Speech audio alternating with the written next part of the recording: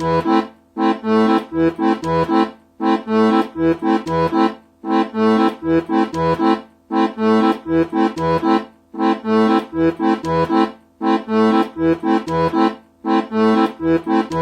convidados mais que especiais e apresentadores mais ou menos, estamos começando mais um Cuca com Linguiça.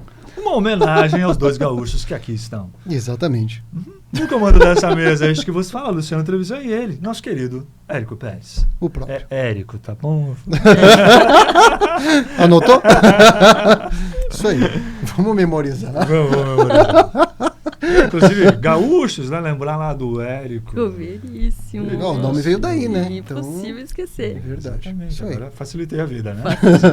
Já tinha pensado nisso. Não tem estratégia. Estratégia. Do grego.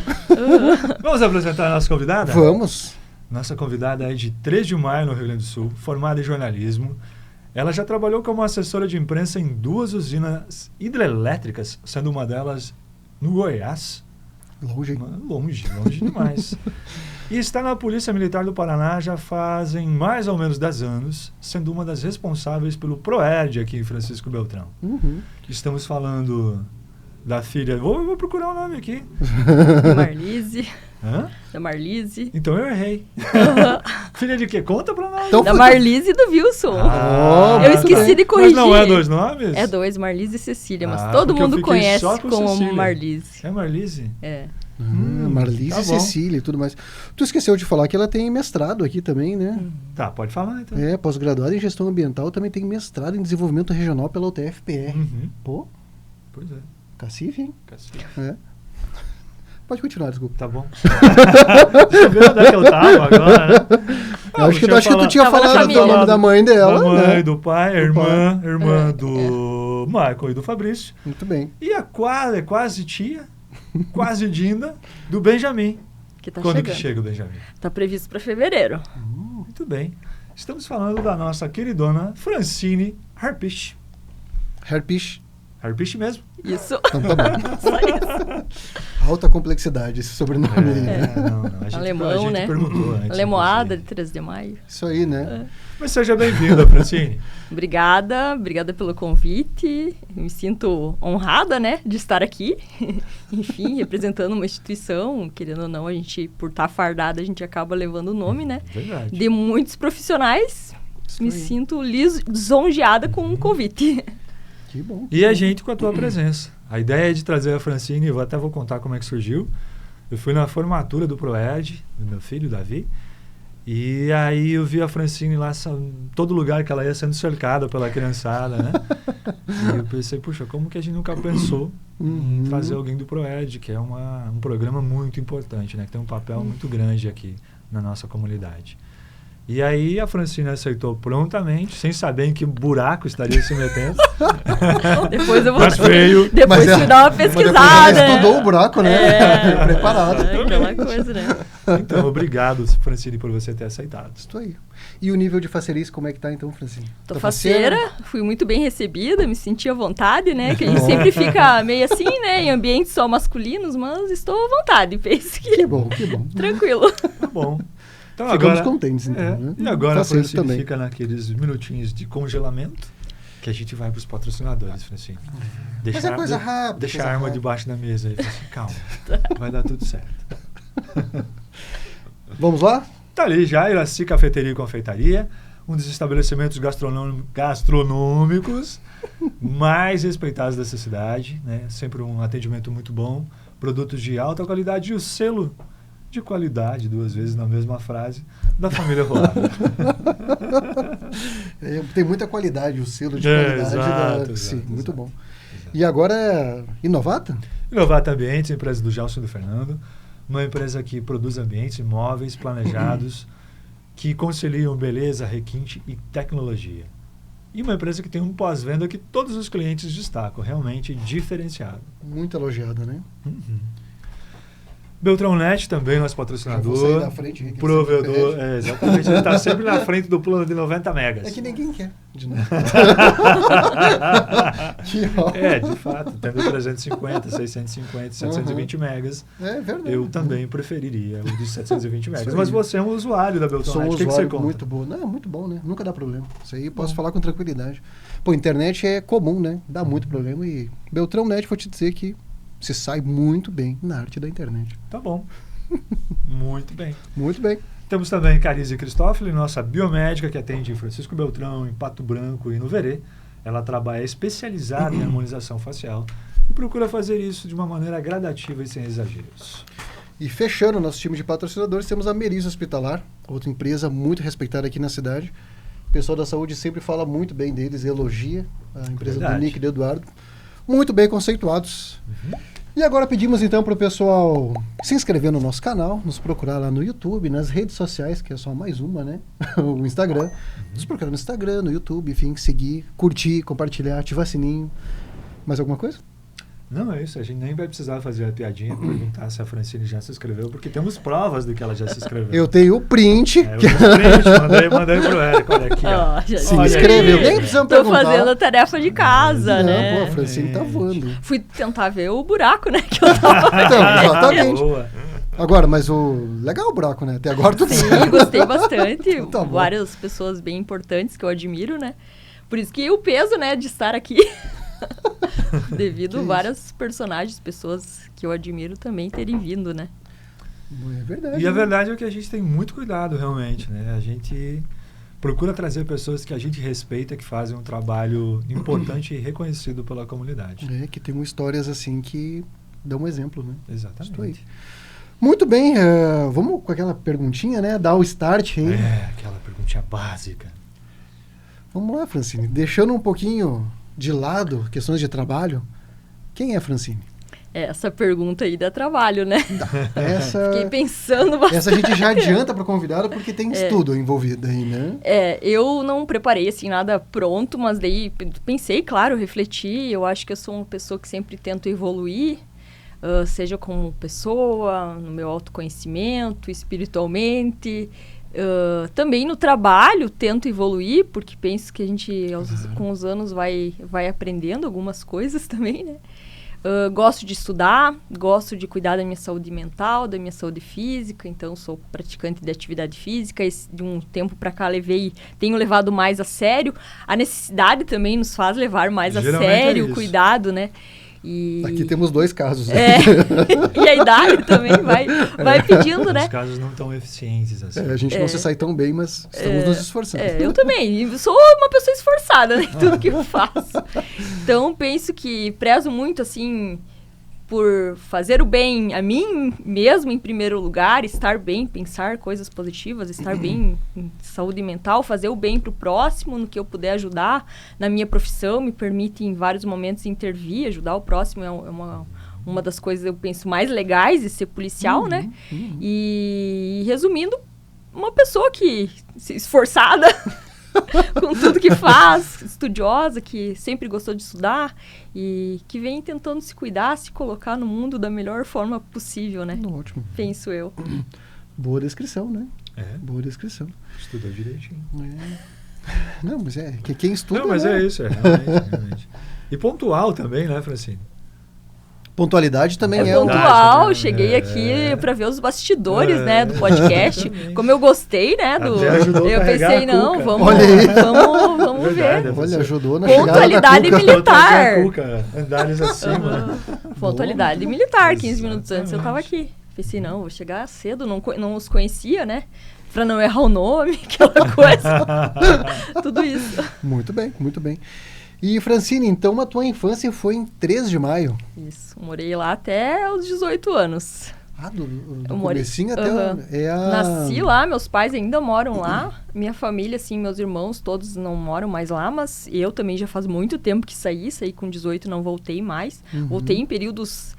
tava desempregada, numa mudança de emprego, passei no concurso, tô esperando ser chamada. Fazer um pit stop em 3 de maio. Vou ali na mãe um pouquinho. Aquela coisa de início de carreira, né? Às vezes a gente fica sem referência e acaba correndo pra casa da mãe, né?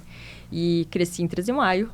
cidade pequena, sem internet, né? Tem suas vantagens de ter crescido uma infância sem internet, apesar da menos informações, a gente pensa que teve outras experiências bem valiosas, né? Ah, com certeza, com certeza. E que brincadeiras tu te lembra aí, Francine? O que povoou aí a tua infância? Nossa, fui uma criança muito criativa, então sempre estive entre homens. Tenho 2 irmãos, tenho 2 primos bem próximos, da mesma idade praticamente, então sempre estive entre mais meninos, então eu brincava na rua, a gente tinha uma bergamoteira no fundo da casa. Bergamoteira, isso que em aí. 3 de maio fala bergamoteira, né? E lá se jogava taco ou betes? Então, eu não peguei a fase do taco. Eu até lembro dos meus irmãos, quando eu tava um pouquinho maior, jogando taco na rua.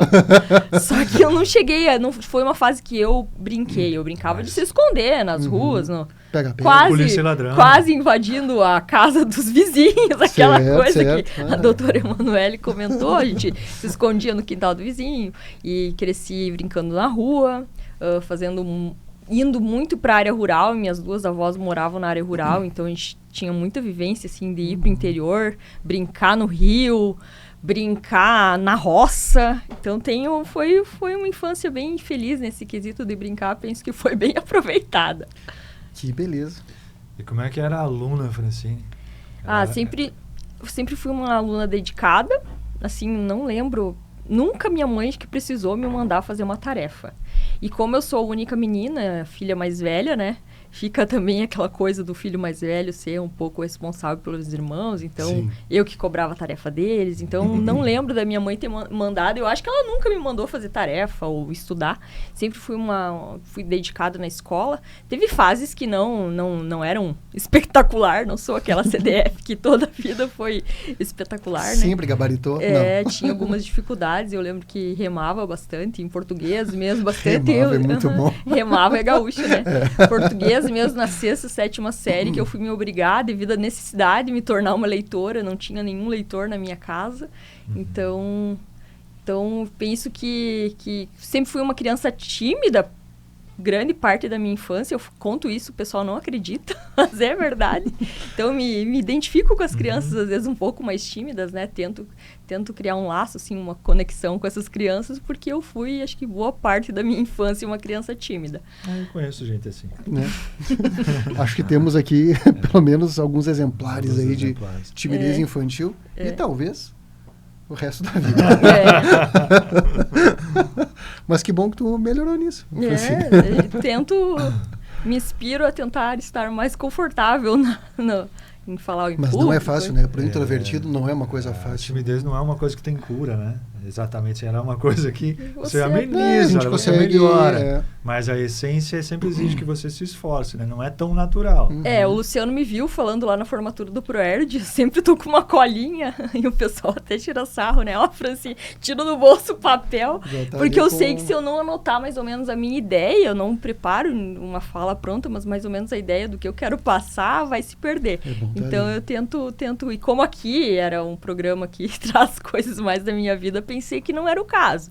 Qualquer coisa eu anoto ideias para não se perderem ao longo do programa. E aí, como é que você escolheu o jornalismo, Francine? Então, eu cresci numa família que sempre escutou rádio, a Rádio Colonial, lá de 3 de Maio. Então, eu via a importância, assim, do rádio na comunicação, porque, afinal de contas, o programa de TV, na época, a filial de TV, representava muito pouco do que acontecia na cidade. Então, eu tinha essa ligação do que estava se passando na cidade, já naquela idade muito nova de entender que, nossa, olha a importância, né, a função social. Até hoje, minha mãe é uma ouvinte assídua de rádio, assim, ela ouve todo dia. Sim. Eu já perdi um pouco o costume, eu ouço mais rádio quando eu tô me deslocando de viatura. Às vezes, quando tô na academia, alguma coisa, mas a gente acaba mudando os gostos, né? Claro. Acabo até me distanciando um pouquinho das notícias em alguns momentos. Acabo selecionando um pouquinho o que eu ouço. Então, eu cresci ouvindo rádio e eu ficava pensando, não, essa profissão, olha que interessante. E eu tinha uma noção bem pouco informada do que era o jornalismo, né? Entrei, assim, mais por aquela ideia do rádio, que era uma coisa que me entusiasmava, que eu achava importante. E foi na faculdade mesmo que eu fui descobrir o que era o jornalismo no dia a dia, né? Trabalhei bastante durante a faculdade, então Me deu uma noção do que era trabalhar com comunicação. E como é que foi esse período aí? Foi um período... Santa Maria, que já foi a tua primeira mudança, né? De 3 de maio para Santa Maria. Eu morei em Santa Maria de 2004 a comecinho de 2009. Me formei, acho que foi em fevereiro de 2009. Mas deu muita diferença, assim, de uma cidade para outra? Muita diferença, porque 3 de maio tem 25 mil habitantes. Santa Maria, na época, acho que já tinha, se não 500 mil, chegando, beirando 500 mil, né? E penso que agora até, não vi os dados atuais, assim, da população de Santa Maria, talvez esteja até maior, né? Então, deu uma diferença enorme. Eu nunca tinha andado de ônibus, nunca tinha ido num cinema, não lembro de ter ido num cinema, nunca tinha ido numa apresentação de teatro. Então, várias coisas que aos pouquinhos, assim, fui vivenciando na cidade. Fui descobrindo. Que era uma vontade, assim, que eu tinha uma noção de que talvez ia me abrir mais a mente, no sentido de morar numa cidade maior, com talvez pessoas de outros lugares, e que é o que proporcionou, né? Eu tinha colegas de várias regiões do Rio Grande do Sul. Não lembro agora se tinha alguém de fora do Rio Grande do Sul, penso que não. Porque naquela época não tinha não era o SISU, o esquema de... Não era ainda. Não era ainda. Era vestibular mesmo, então, se eu não me engano, todos eram gaúchos. Talvez algum catarinense, mas mais o pessoal da região sul, né? Não tinha tanta troca cultural, penso que agora as universidades públicas têm, né? Mas mesmo assim era bem diferente. Sofri bastante, né? Porque tu chega numa cidade do interior, numa cidade maior, com meus colegas, a maioria de Santa Maria e Porto Alegre, a gente teve um choque cultural. Tinha bastante dificuldade no início da faculdade também. Por, acho que, falta de bagagem, falta de experiência de mundo, né? Mas assim, aos pouquinhos fui aprendendo, né, me desenvolvendo, e penso que foi um período assim que eu sempre brinco, foi 2 faculdades, foi jornalismo e uma administração, como viver com muito pouco dinheiro, que a vida de estudante não é fácil. Não. Eu fui a primeira a sair de casa, então era um período que meus pais não estavam bem financeiramente, eu sou filha de uma professora, e meu pai na época acho que trabalhava como motorista, então, e na época o negócio do meu pai não estava legal, então foi um período assim que eu cresci muito, porque eu tive que sempre trabalhar, eu sempre trabalhei, mas como estagiário de jornalismo, vocês podem imaginar que não era lá suas coisas, financeiramente falando, então era bem difícil, né? Mas eu contei com vários auxílios, na época eu consegui direito, por exemplo, a desconto no restaurante universitário, que era uma coisa que ajudava, desconto na passagem, então eram alguns auxílios que até hoje existem nas universidades públicas e que acabam sendo um diferencial para quem chega com poucos recursos, assim. Mas eu lembro que acho que deu 2 semanas de curso, eu já estava de estagiária da biblioteca lá do curso de jornalismo. Acho que deu 2 semanas. Daí deu uns 3 meses, eu já era assessora de imprensa do Centro de Ciências Rurais. Assessora de imprensa, né? Não sabia nada de jornalismo. Eu entregava os panfletos, basicamente, lá da assessoria. Até a primeira chefe, assim, eu até lembro dela. Então, eu trabalhei um tempo nessa biblioteca e aos poucos fui trabalhando. Todo o meu período trabalhei bastante. E eu acho que cresci junto. Mas sempre, de fato, muito esforçada, né? Sim. Aí dando jeito, fazendo as coisas acontecerem. Dando jeito e foi um período de muito crescimento, assim, culturalmente falando, mudei muito minha visão de mundo, que era uma coisa que eu acho que eu buscava inconscientemente, às vezes até, né, por ser muito menina. Sim. E o jornalismo, enfim, veio com tudo, né, porque, enfim, estava na faculdade, tive que aprender a me virar. Tive bastante dificuldade com algumas coisas, outras coisas eram mais fáceis. Parte teórica, quando era para estudar, teórico eu me virava, né? Daí tinha umas outras partes que acabava penando, né? Tipo, TV mesmo, eu fiz muito pouca coisa em frente de TV. Eu lembro que depois de formada, um dia eu fui fazer um teste de vídeo que foi, se tiver gravado esse teste de vídeo, foi uma fiasqueira bonita de ver. Mas porque, tem que ter guardado essas coisas. Tinha que ter guardado, né? Naquela época não tinha celular, mas talvez tá lá sim, nesse lugar que a gente não tá lembrando o nome. Lá no SBT de Goiânia, nos arquivos. Pois é, você se interessou pelo jornalismo por conta do rádio. E durante a faculdade, que área do jornalismo te chamou mais a atenção? Com a qual você mais se identificou? Durante a faculdade eu trabalhei num programa de rádio, de uma rádio comunitária, chamava Ecolândia, que trazia temas comunitários num dos bairros mais pobres, que na época era. Não vou citar nome, porque pode ser que a cidade desenvolveu, hoje que o bairro, né? Sim. Mas era um bairro que eu lembro que eu pegava 2 ônibus para chegar na rádio. Então, nesse programa, eu meio que desenvolvi um pouco dessa coisa do rádio, da função social do rádio, mas também acabei trabalhando muito com assessoria, porque é um campo mais amplo para o jornalismo. Então, assessoria de prefeitura, assessoria do Ministério Público, nossa, eu trabalhei assessoria do próprio internamente, né, na faculdade, dos cursos. Então, eu acabei muito nesse meio, e estava começando a internet. Eu lembro que a gente levava disquete, assim, para salvar as matérias, daí levava o disquete para o outro lado para conseguir lançar no site. Porque daí, acho que era até... Eu não lembro, mas talvez não estávamos mais na internet de escada. Acho que não, né? 2004. Mas era uma função salvar texto. Acho que já tinha avançado. Mas era uma mesmo banda assim, larga. Mas era aquela que estava popular nessa época, talvez aquela por rádio. Por rádio. Aqui mas era não, acho que era muito essa por rádio. Era rádio.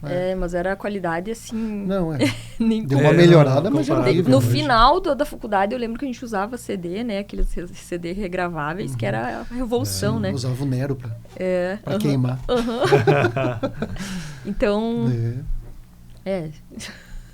Foi isso.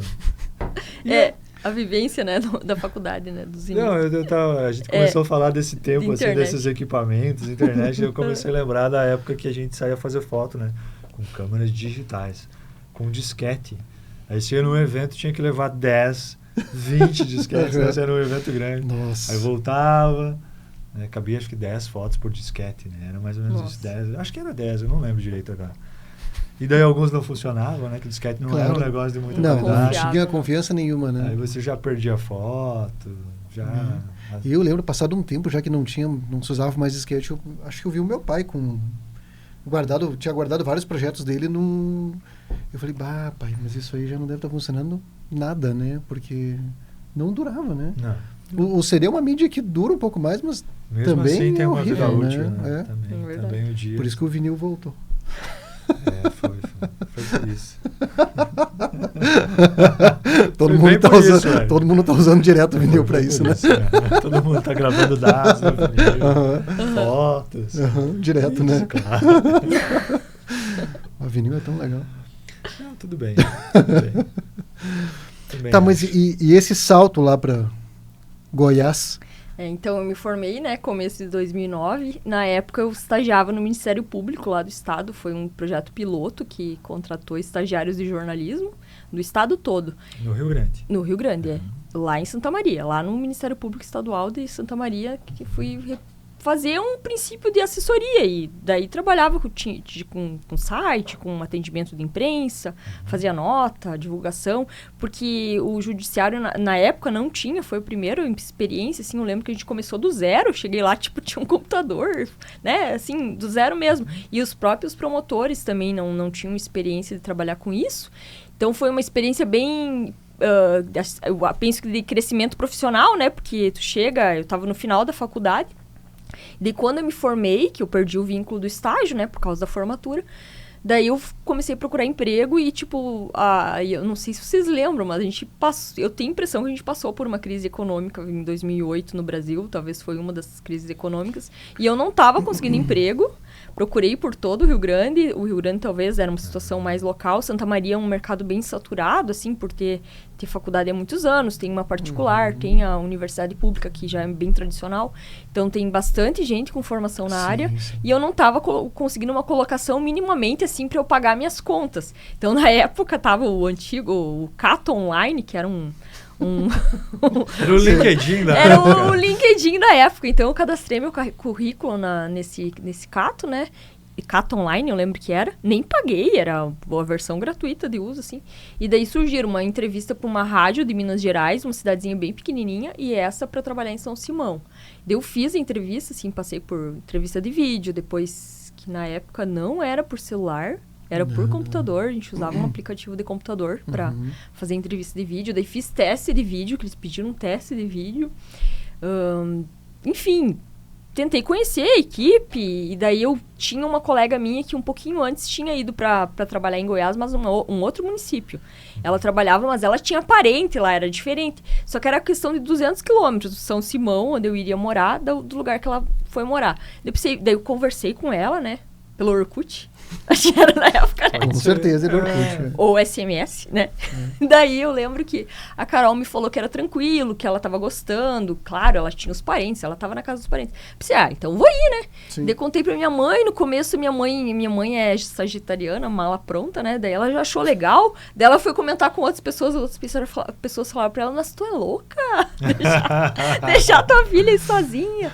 E, enfim, e foi uma oportunidade de trabalho, assim, que tinha um salário que tinha condições de me manter, assim, condições mínimas de existência, assim, porque os empregos as propostas que eu recebi no Rio Grande do Sul não eram minimamente aceitáveis, assim, então eu achei, então beleza, se é pra eu ir, na época eu tava saindo do curso, tava perdendo os laços de amizades, tava todo mundo procurando emprego, né? Então, provavelmente, grande maioria dos meus colegas não iriam ficar em Santa Maria, depois alguns até hoje moram lá, mas uma minoria, né? Então, foi a oportunidade que eu vi e fui para São Simão. E aí, outra adaptação. Outra adaptação, outra Qual é o tamanho cultura. dessa cidade? Na época tinha uns 17 mil habitantes hoje. Eu não faço ideia. Eu fui para lá em 2009, né? Sim. Mas ainda tem o seguinte, né? Que normalmente essa questão da usina, existe uma vila de usina. Você morava na cidade, morava numa Não, a empresa de vila. a empresa que eu fui trabalhar tinha sede em Rio Verde, era uma cidade maior, um pouquinho perto dali, né? Era uma empresa de publicidade. E daí eles meio que estavam se lançando nesse meio, que já tinham alguma experiência nesse meio de atendimento, porque quando implanta uma grande obra, tem uma série de legislação que tem que cumprir, né? E a parte da comunicação entra nisso. Tipo, por exemplo, até questão de divulgação de uma audiência pública, tem toda essa questão, né? Que é um cuidado com a população daquele local, né? Então, essa empresa acabou optando por fazer um escritório num bairro lá, daí tinha um escritório na frente e acabava que eu morava nos fundos, né? Mas não era em vila, não era alojamento, então era mais tranquilo nesse quesito. Era na cidade mesmo. Era na cidade, Mas era numa cidade pequena, né? Que era a cidade de São Simão. Mas era uma cidadezinha. Tem muita obrigação, né? Sempre que uma obra grande dessa vai ser instalada. Tem várias obrigações. Tem várias informações ambientais que precisam ser divulgadas, né? Aqui na região nós ainda temos isso, né? Temos usinas divulgando esse trabalho, principalmente na área ambiental, o que eles estão fazendo. E isso de mitigação dos impactos, vamos pensar assim, né? Compensação e toda essa parte de impacto social e ambiental. Então, eu entrei nessa parte.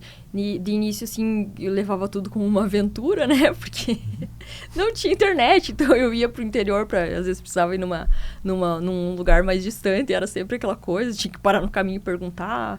Mas tive várias. Depois ganhei uma companheira de serviço que conhecia a região, era da região. Facilitou. Daí facilitou bastante, porque daí ao menos quando atolava a gente mais ou menos sabia onde que tinha que ir. Então, mas foi uma vivência bem interessante. O povo goiano é um povo bem receptivo, né? Na divisa de Minas Gerais, gostei muito da culinária. Logo, primeiras semanas que eu tava lá, eu sentava lá para comer alguma coisa na praça, acho que o único local, assim, mas tinha uma pizzaria também, e tinha um lugar que vendia caldo também, mas na praça tinha um boteco lá, que vendia lanches, daí eu lembro que eu sentava lá, às vezes sozinha, de tardinha, o pessoal vinha conversar, queria saber o que eu tava fazendo ali, e eu achava o máximo, era fácil de se turmar, então. Então era bem tranquilo, assim, logo eu fiz amizade, logo tinha meninas que eu, enfim, consegui fazer uma amizade. Até hoje eu já voltei a visitá-las. Legal. Tô devendo visita já faz um tempinho agora que a gente não se vê. Agora que você vai ficar famosa. Nossa. Não, agora que tu tá aqui, vai aparecer gente cobrando aí. A visita, né? De São Simão. E quanto tempo você passou lá? Lá eu passei quase 2 anos, não deu bem 2 anos. Daí de lá, eu peguei a fase de final, assim, da implantação. Daí quando começou a operação, eles desmobilizam a grande maioria do pessoal dessa parte de vamos pensar de cumprimento da legislação ambiental, e fica normalmente um outro profissional, às vezes até respondendo à distância, né? Hoje em dia, muito remotamente, as coisas funcionam. Naquela época já estava começando, né? Então, daí o meu gerente, que era responsável, assim, pela parte de impactos ambientais, a parte de prevenção, acabou vindo e falou, não, Fran, se tu quiser, a gente tá para começar uma obra no Paraná. E daí eu me interessei, porque a minha ideia naquela época era vir um pouco mais perto, porque era bem complicado, assim, de conseguir vir para 3 de Maio. Porque é aquela coisa, quando tu sai de um buraco para chegar em outro buraco, é difícil em questão de transporte. Naquela época já ainda é difícil. 3 de Maio até hoje é difícil, né? Então, naquela época também era, né? Daí eu pensei, não, vindo pro Sudoeste, eu dei uma olhada ali, vi que era bem mais perto, tranquilo, né? Sim, só mais um buraco aí. Daí eu vim parar, acabei vindo morar em Clevelândia. Clevelândia? Morei meio ano em Clevelândia. Daí foi um período, assim, de adaptação difícil, digamos assim. Clevelândia foi mais complicado. Porque eu saí de Goiás, assim, um povo muito receptivo, né? Parei em Clevelândia, eu não sei, acho que por cidade menor, né? E tinha aquela coisa, assim, na época a Shopping Energia ainda estava em estudo, até hoje não saiu do papel, né? Então era uma coisa, assim, muito, o que essa... E a ideia da empresa era que os escritórios principais se mantivessem nas cidades atingidas, né? Que uma era Clevelândia. Então, por isso que eu fui morar lá. Mas eu fiquei meio ano, foi bem difícil. E daí, ainda bem que depois de um tempo, eles resolveram, não, vamos centralizar em Pato Branco, porque ficava bem difícil no sentido, assim, quando chovia, por exemplo, eu tinha que ir para Honório Serpa, eu tinha que fazer a volta enorme, assim, e daí sempre sozinha, né? Sempre trabalhando sozinha. Então, daí foi um período de adaptação. Eu lembro que cheguei lá para alugar um lugar para morar, né? Eram pouquíssimos imóveis livres. Não sei como é que tá hoje, mas na época a cidade tinha 17 mil habitantes. E daí eu lembro que a gente achou um apartamento, nossa, legal para morar sozinha, né? Mulher, apartamento é mais seguro, né? E daí a proprietária falou, tá, mas você vai morar com quem? Não, eu sou sozinha, sou solteira. Não, a gente não aluga para mulher solteira. Daí o meu gerente me olhou assim, o pessoal responsável pelo administrativo, não, beleza, a gente te dá 3 meses pra tu casar e a gente aluga. Eu te pago o hotel 3 meses. Daí eu sei que virou a piada, acabou que eu tive que ir morar pra uma casa, porque eu não conseguia alugar o apartamento. Eu acho que eu não passei confiabilidade na época. Que regra esquisita, né? Eu sei que virava piada, né? Porque daí a empresa que eu trabalhava era de Florianópolis, né? Então tudo que acontecia de muito estranho em Clevelândia virava notícia. Virava notícia no escritório. Passava o relatório. Sim, Então era bem... Mas era bem coisa de cidade pequena, assim, o povo com receio, o pessoal de fora. Mas talvez isso seja algo mais forte do Paraná mesmo, né? Também, a gente é um povo mais fechado, né? Os sulistas, eu sei que no Rio Grande do Sul, as pessoas... O Rio Grande do Sul é um pouco mais aberto, assim. Não, mas eu acho que tem bastante diferença de uma cidade para outra. Também, as cidades são muito né? próximas, mas a cultura é diferente. De vez em quando a gente conversa sobre isso aqui, né? A gente está em cidades que estão aqui a, sei lá, 15, 20, 50 quilômetros uma da outra. E muda a muito, cultura né? é muito diferente. Então, eu não acho que Beltrão seja assim, mas eu sou suspeito porque eu só conheço, né? Eu só vivi aqui praticamente. Então, eu acho que a gente até é mais receptivo. Também mas, acho. de repente, comparado com, sei lá, com Goiás, não, né? O pessoal lá em cima é mais... tem uma diferença aberto, bem... né? E aí? E da usina pra polícia? Fui pra Pato. Daí de Pato, morei um tempo em Pato, né? Daí, enfim, e trabalhei o quê? Fiquei uns 3 anos e meio trabalhando com assessoria de imprensa aqui no Paraná. E nesse tempo eu já estava um pouco cansada, eu tinha proposta para trabalhar em outra usina, mas daí eu ficava pensando, mas olha só, eu já estava acho que 6, 7 anos trabalhando com... Não deu bem... deu uns 5 anos e meio trabalhando com usina hidrelétrica, e daí eu estava um pouco cansada, eu pensei, não, vamos tentar fazer um movimento. Foi nisso que eu fiz o mestrado, né? Para tentar abrir algumas possibilidades. Só que quando tu tá num ramo, assim, surgem mais propostas nesse ramo, né? Sim. Então, eu senti uma certa dificuldade de sair. E eu tava questionando algumas coisas. Essa coisa de morar em cidade muito pequena. Então, eu comecei a questionar nesse quesito algumas coisas na vida pessoal mesmo, que a gente começa a colocar na balança. E daí surgiu, naquele ano, em 2012, lançaram um edital da Polícia Militar, que eram bastante vagas. No ano que eu fiz o concurso, eram 2.400 vagas para a primeira chamada, mais 2.000 e poucas para a segunda chamada. E eu olhei esse concurso e, na época, eu já observava, nossa, como a polícia, naquela época, em Pato Branco, né? Como eles têm um atendimento ruim da imprensa, assim, um pouco que eu conversava, estava inserida no meio de imprensa, a gente tinha um time de futebol lá, de mulheres da imprensa lá de Pato Branco, e daí eu pensava assim, mas se eu entrar na polícia, eu vou ser assessora de imprensa, vou trabalhar com isso. ou você é instrutor do ProErd. Nem sabia o que era polícia militar, conhecia, tinha uma visão bem, acho que romântica da profissão, assim, bem mal informada, assim. Um pouquinho de conhecimento do militarismo eu tinha, por uma experiência que eu tive em Santa Maria, mas muito pouco. Daí eu pensei, não, vou fazer o concurso. Daí, na época, eu lembro que eu dei uma olhada no Estatuto da Criança e do Adolescente, estudei muito pouco, assim, dizer que eu estudei mesmo para o concurso foi muito pouco, porque também não tinha nem noção o que era estudar para um concurso, e fui fazer o concurso. Daí, quando eu vi que talvez eu tinha chance para ser chamada da redação, daí eu pensei, então agora eu vou ter que começar a correr, né? Porque se eu tiver que correr daqui a pouco... Daí eu comecei a me preocupar com a parte física, que daí foi um período que eu treinei barra, que no começo eu não tinha nem noção o que era. No começo eu não conseguia nem segurar, nem um segundo dava na barra, e daí os concursos policiais têm essa parte física. Eu lembro que eu já fazia academia, mas quando tu faz academia sem ter um compromisso, eu acho é diferente, né? Não é a mesma coisa.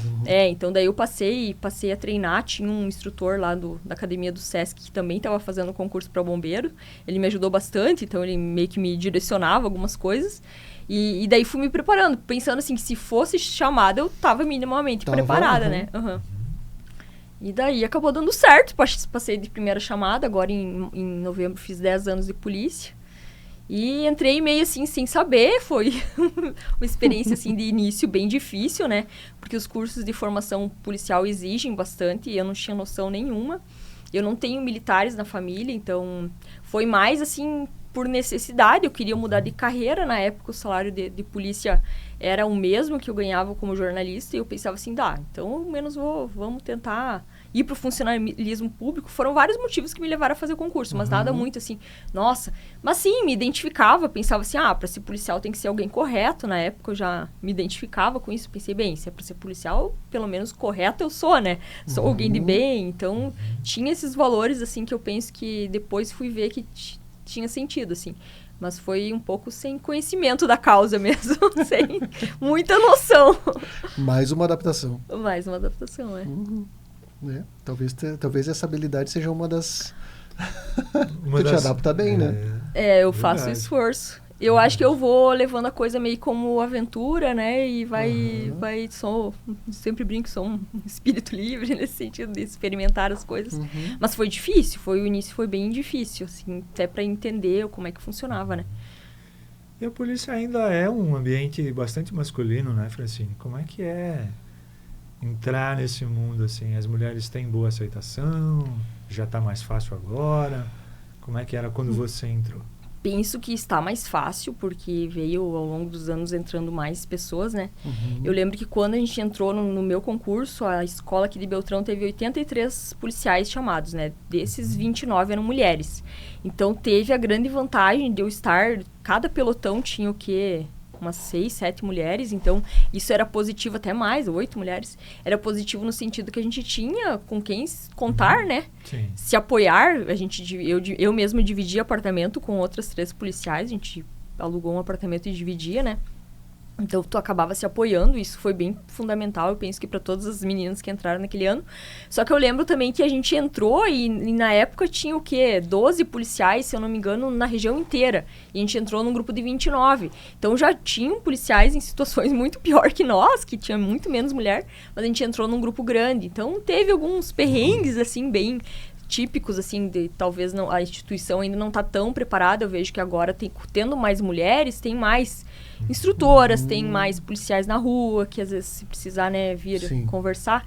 E o período de formação do militar é sempre um período, assim, um pouco mais difícil, assim, porque tem a parte física, que é bem puxada, e por mais que, vamos pensar que se tenta, talvez, não tem diferenciação no treinamento, né? Então, se tu vai correr toda a tropa junto. Então, talvez, vamos pensar que num dia de TPM a gente sinta mais, né? Por ser mulher e é normal. Então, mas aos pouquinhos a gente tinha outras mulheres para se apoiar, então eu penso que foi um período que também a gente usou muito dos colegas. E foi crescendo, hoje tem muitas mulheres. Sim, hoje, a última escola também, inclusive acho que do atendimento de rua, todas as equipes têm mulheres.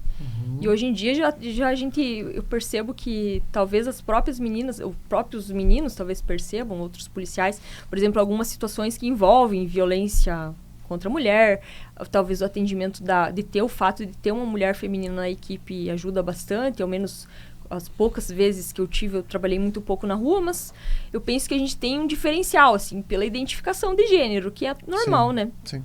Assim como vocês, homens, se identificam mais entre homens, né? Nós, mulheres, também. Sim. Uhum. Normal. E, Francine, como que foi surgindo o Proerd na tua história? Então, quando eu entrei na polícia, eu fiquei um tempo trabalhando no presídio, trabalhei quase 1 ano no presídio. Nesse meio tempo, eu vinha já trabalhando com assessoria de imprensa, a nossa P5, né? Então, eu trabalhei um tempo com a P5, que é o trabalho de assessoria de imprensa, atendimento da imprensa, né? E produção de nota, tem redes sociais, enfim. Só que, querendo ou não, o 21º Batalhão é um batalhão grande, né? São 20... Na época, eram 27 municípios, depois mudou para 26. E às vezes tinha mais um oficial responsável pela sessão, né? Só que acabava que... Sabe aquela coisa do jornalista iniciante que tu, tipo, se tu não desligar o celular, tu fica... Porque daí naquela época já tava funcionando o WhatsApp, né?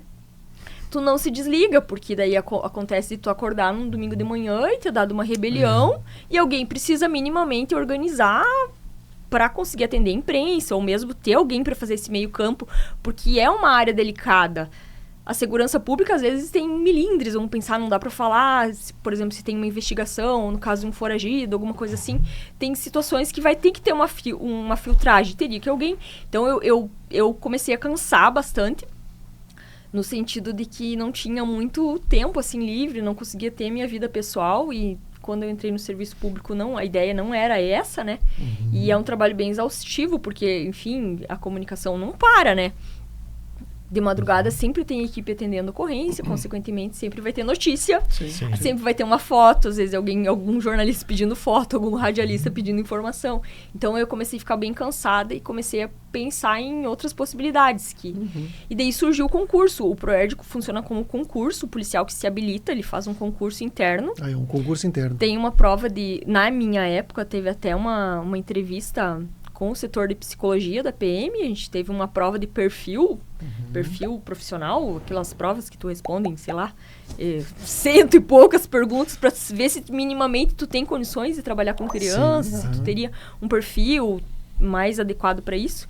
Por incrível que pareça, teve gente que rodou, que a gente sempre briga as provas de psicologia. Roda, pessoal, né? E roda porque às vezes a pessoa vai pensando uma coisa e daí esses testes, eles repetem as perguntas de várias formas e vai bater, né? Vai passando pente fino. Então daí eu acabei passando nesse concurso e fui fazer o curso do Proerd em 2017.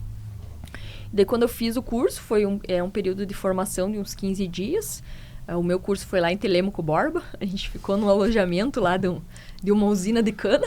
Mas aí a gente tinha o quarto, tinha a parte de estrutura, assim. Mas é um curso bem intenso, assim, no sentido de estudo. A gente teve um pouquinho de formação de pedagogia. Teve o conhecimento de todo o currículo, porque o Proerd, ele vem com o currículo pronto e, basicamente, tu replica esse currículo, né? Então, são conteúdos que eu percebo de importância, assim, na vida da criança. Então, depois desse período de formação, eu fiquei um tempinho, depois acabei sendo transferida para o batalhão de patrulha escolar, que é o batalhão que eu faço parte hoje, desde o final de 2017, que eu estou à frente, que o Luciano acompanhou lá a formatura semana passada. Verdade, eu nunca tinha ido ainda nas formaturas do Proerd e achei muito interessante, né? Vocês já estão bem acostumados e é muita criança ao mesmo tempo. E, enfim, vamos chamar assim, a logística que vocês colocam no negócio torna ele atrativo para as crianças, né? Os pais que estão ali acabam se envolvendo também. Mas eles acompanham muito, né, o que está acontecendo. Entra o mascote, eles vão atrás do mascote. Sim. E, enfim, tem muita brincadeira, tem muita atividade que eles se envolvem. Eu estou falando da formatura só, né? Mas eu acho que você pode falar para nós como é que funciona as aulas do Proerd para as crianças, né? Como é que é? Quantas são? O Proerd acontece ao longo de um trimestre. Nós não fizemos Proerd. Vocês não fizeram Proerd, né? A gente não tem idade para fazer Proerd. O Proerd chegou no Brasil em 92, né? É um programa que veio lá de Los Angeles, nos Estados Unidos, surgiu em 83. E vários países foram aderindo. Hoje existe Proerd em vários países, eu penso que mais na América Latina mesmo. Não lembro se tem algum fora da América. Tem nos Estados Unidos também e na América Latina. Tem isso aqui, México faz. O Brasil tem vários estados. Para não mentir, não lembro de outros, mas eu sei que tem outros países que também aplicam, né? E a ideia do ProERD foi reformulado, enfim, agora ele acontece ao longo de 10 lições. Então, são 10 encontros, um por semana, que o policial vai estar com essa turminha. No caso da turma do filho do Luciano, estive em 10 momentos diferentes ministrando aula. E eu sempre brinco, assim, no começo, assim, tem turmas, assim, eu percebo até uma certa resistência, por exemplo, em alguns bairros que talvez tenham uma visão um pouco mais negativa da polícia, né? Por ter vivências familiares, sim, né? Sim. Eu chego na sala de aula e vejo as crianças, assim, chegando a se afundar na cadeira, né? Daí eu sempre brinco assim, não, me dá 3 semanas... Talvez 4 para ganhar confiança, né? Para me conectar com eles. Então, a gente se esforça muito de fazer uma aula agradável. São aulas que reúnem além de diferentes assuntos, também diferentes metodologias, pensando na criança, né? Por exemplo, tem a lição 4, que a gente fala sobre pressão dos colegas, que é por meio de teatro. E é uma lição que eles adoram, porque daí eles levantam, eles se dividem em grupos, eles fazem teatro. Sempre tem aquele mais falante que vai dominar ali, ó, a organização do teatro. Sempre tem aquele que vai ser a árvore, né? Tem a árvore, sempre tem, né? E daí são estratégias. Por exemplo, uma das estratégias que a gente usa para pressão dos colegas é evitando a situação. Você viu um grupinho ali fazendo alguma coisa errada, ou mesmo consumindo alguma droga, né? Vou evitar a situação, vou atravessar a rua, se preciso for, vou fazer a quadra. Tem outra que é, inclusive, um psicólogo. Até ouvi uma psicóloga, uma certa vez fui fazer uma palestra com ela falou assim, afastar-se, né? Afastando-se. Alguém te convidou para alguma coisa que tu não tá afim, já viu que não é legal, afaste-se, diga não e afaste-se. Então, saia de cena. Saia de cena. Então, são algumas estratégias que a gente vai trazendo, né? Cada semana a gente vai trazer um assunto. Aqui em Beltrão eu não trabalho sozinha, né? Como o município é muito grande, é a soldado Tiara e Andréia. Por isso que essa formatura grande, Luciano, que tu acompanhou, eram 750 crianças, 35 turminhas. Nossa. A gente se divide. Então, cada policial tem aquelas escolas que ministram aulas, né? Eu ministrei para 12 turminhas. Vocês têm aulas todos os dias durante da semana? Todos os dias. A gente, no caso desse semestre, nesse trimestre, a gente ministrou cada 12 turminhas. E daí eu procuro, assim, por questão de voz também, às vezes a gente se esforça, né? Porque dando aula a gente se esforça, né? E eu acabo dividindo elas ao longo da semana, né? Para ter esse descanso, porque daí eu acompanho a saída das crianças, se precisa fazer alguma orientação para os pais, eu tenho esse tempinho de intervalo, de entrada e saída, que é um trabalho que a patrulha escolar faz também. Até questão do trânsito, a gente sabe que entrada e saída das escolas, não sei como é que tá nas escolas os filhos de vocês, mas a gente sabe que sempre é meio problemático, dá trabalho. A gente sabe que sempre dá para melhorar. Não? Dá para melhorar, né? Tem algumas escolas que são piores, tipo a Ana Bock mesmo, tem bastante espaço, é via única, então é mais tranquilo, né? Apesar disso, ele tem uma faixa de pedestre na frente, tem motorista que passa ali simplesmente parece que não para. E que para na frente, em cima da faixa elevada. Ou que para em fila dupla. Então, tem de tudo. Então daí a gente tenta fazer esse acompanhamento também quando consegue. Então eu vou ministrando. Tento me dividir, assim, né? Que é mais ou menos o trabalho que a gente faz no ano, ao longo do ano. Vocês são 3 policiais, então, no ProERD? Do ProERD aqui de Beltrão, sim. Somos em 3, e para cobrir todo o município, né? As meninas, a soldado Tiara e a Andréia, também ministram aulas em outros municípios. Eu acabo, desde que eu vim, eu fiquei em Beltrão, sempre dei aula só aqui e não tô dando aula em outros municípios. Esse ano, sempre a gente pega a área rural também. Nossa área rural é bem extensa de Beltrão, né? Vocês que moram mais tempo aqui sabem, né? Então, às vezes tem algumas escolas mais distantes, né? Então, também a gente tem que considerar esse tempo de deslocamento. E a gente esse ano a gente conseguiu cobrir 100%, assim, tanto da rede pública e particular. Era uma vontade que eu sempre tinha e por questão de falta de efetivo a gente acabava muitas vezes não conseguindo fazer, né? Não conseguindo cobrir todas as escolas particulares também. Então, é um ano de muita alegria para mim, instrutora do ProERD, né? Depois de todo esse tempo, né? À frente do programa, consegui estar em todas as escolas. Espero que a gente consiga manter isso, né? Que com certeza foi experiências positivas. Mas conforme vai passando, a gurizadinha vai se interessando cada vez mais, tem bastante adesão. Não sei se o Luciano tem algum feedback assim do Davi, mas o que eu percebo que ao longo das semanas eles vão entendendo a dinâmica da aula. Uhum. A aula não é uma aula demorada, então a gente demora em média 1 hora. Algumas turmas maiores que às vezes mais falantes, mais participativas, que a gente tem bastante disso na aula do ProErd, a gente acaba ficando até um pouquinho mais, ou se o professor é muito gente boa e não, fica aí, mais 1h15, 1h20, algumas lições maiores, né? Então a gente vai vendo que ao longo do programa a gente vai tomando criando um laço, se conectando, e eu acho que um dos objetivos do ProErd é isso, demonstrar outro lado da polícia, né? Um lado que mais próximo da criança, que é o policial poder contar com ele, né? E isso vai criando um laço que, em caso de alguma situação mais problema, a gente acaba chamando a criança no particular, tentando conversar. Mas eu sempre, normalmente dou umas 3 semaninhas, assim, para ganhar eles mesmo. Principalmente naqueles bairros que tem uma certa resistência com a polícia. Às vezes teve um pai preso, né? Sim. Às vezes o pai resistiu à prisão, a criança presenciou isso e, infelizmente... Fica uma marca, né? Fica uma lembrança negativa da polícia, né? Sim. Vamos fazer um intervalinho? Voltando, então, de um intervalo muito saboroso, né, Luciano? Exatamente. Onde consumimos, então, cuca com linguiça. Com linguiça. Na versão Francine. Versão Francine. Gaúcha, né? É linguiça, não é salão. Com linguiça. Mas eu acho que isso é inédito. É a primeira vez que a gente faz um intervalo e detona metade da cuca. Metade e volta, da cuca. né? Tava boa. Tava boa. Acho que tava todo mundo com fome. Com aqui. fome e tava realmente muito boa, né? É ou não é, Dudu? Cuquinha da Iraci. Olha lá, ó. A gente falando e aparecendo a Iraci. Olha, realmente tá boa essa cuca do salame aí também. Bem saboroso. Isso aí. Aliás, não é salame, né? É linguiça, não. Hoje eu preciso me condicionar que não é salame, é linguiça. Isso aí.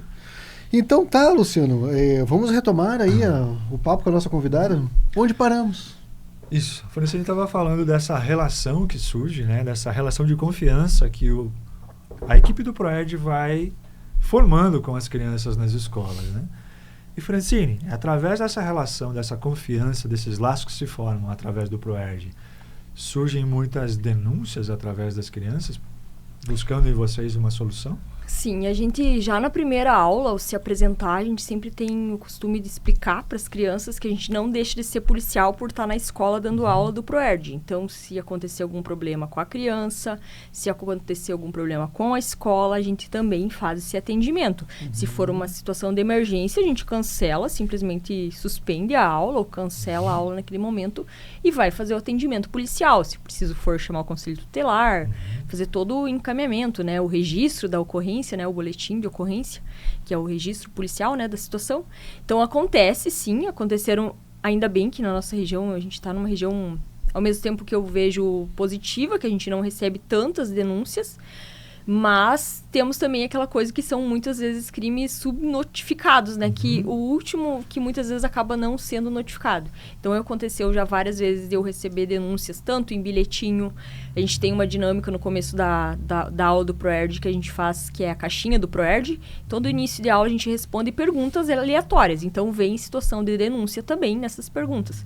Então, principalmente, assim, penso que as situações que mais marcam a gente como policial são situações de violência envolvendo crimes sexuais, abuso, situação de estupro também, que chegam ou por meio de bilhetinho na caixinha ou a criança mesmo entrega diretamente o bilhetinho. Por enquanto, todas as vezes aconteceu de eu chegar denúncias relacionadas a esses crimes mais sensíveis, sei lá, mais relacionados a complexos, à vida privada, né? Sempre aconteceu por meio de bilhete e também aconteceu de colega acabar falando, já aconteceu com fulano de tal, esse tipo de situação. Quando a gente às vezes cita, né, em alguma conversa ou mesmo em alguma aula acaba entrando nesse assunto, né? Então já aconteceu de situações, já teve ano, assim, esse ano eu lembro de uma situação no primeiro semestre, mas teve ano que eu atendi 5, 6 situações. Nem todas se enquadram em estupro, muitas vezes situação de abuso, que daí é encaminhado para a delegacia da mulher, né? Daí é feito, chamado, né? Feito primeiro uma escuta especializada por meio do conselho tutelar.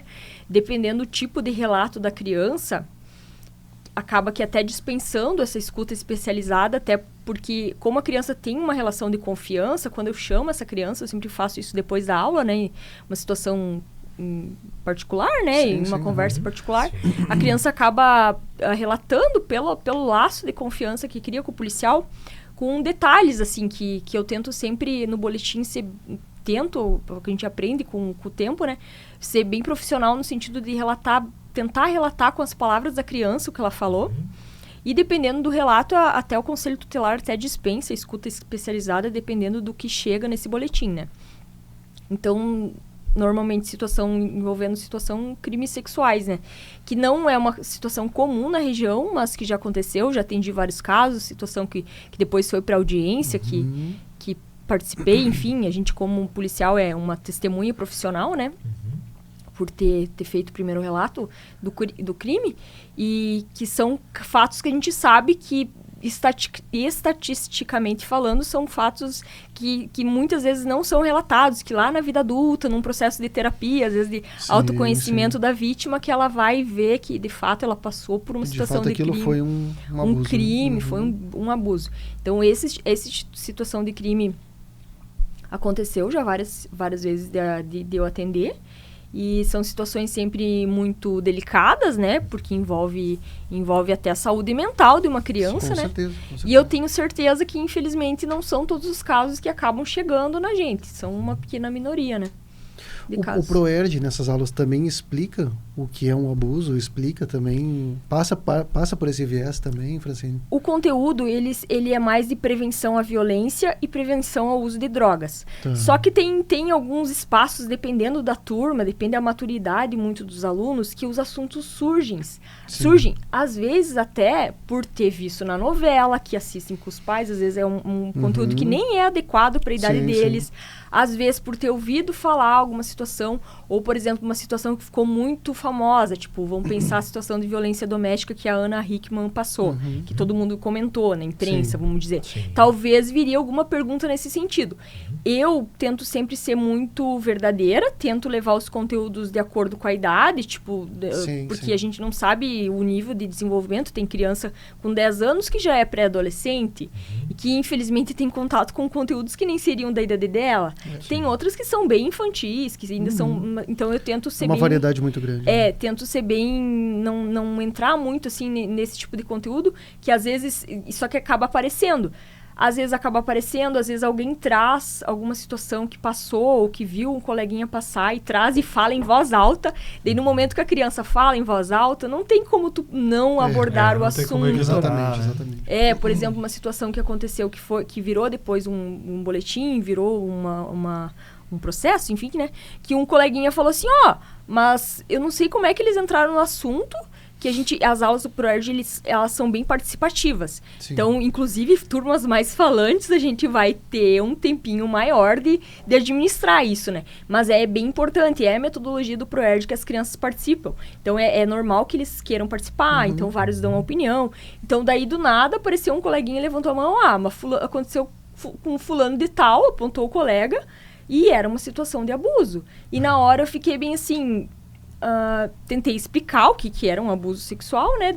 Conforme a idade da criança, e daí combinei. Normalmente, quando eu fico assim, meio na dúvida, pensando que pode ser até uma situação de crime, eu combino assim, não, no final da aula a gente vai conversar, nós vamos sentar e conversar. Porque são assuntos particulares, depende de uma intimidade, então a gente também não vai expor o coleguinha, né? E então, acontece de surgir em pergunta de caixinha, acontece de surgir em próprios comentários dos colegas. Porque tem uma relação de amizade entre as crianças. Talvez vocês que têm filhos já percebem, né? E às vezes acontece do coleguinha da pessoa que foi vítima de uma situação de crime contar pro amigo e não contar para nenhum responsável. Então, esse amigo, ao identificar que está diante de uma situação de crime, a gente tem uma aula que a gente fala sobre denunciar. Nessa aula, a gente está trabalhando mais situações de bullying, que também acontece sempre entre os pares, né? Então, às vezes acontece, porque daí eu explico que situação que a gente tem que denunciar para um adulto de confiança é uma situação que a gente vê que perde da normalidade. Daí eu peço exemplos. Daí já aconteceu também, né?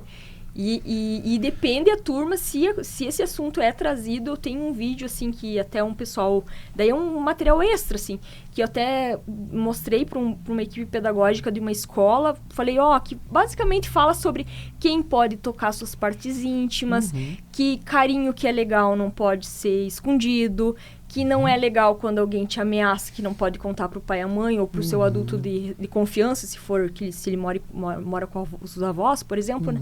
Então, em situações dessas turmas, eu acabo até recorrendo a esse vídeo. Eu sempre tenho legal. Ali, tipo, se eu vejo que tem necessidade. Até devido, assim, à situação da internet, que a gente vê que as crianças estão bem expostas, né? Muito expostas. Então, já aconteceu.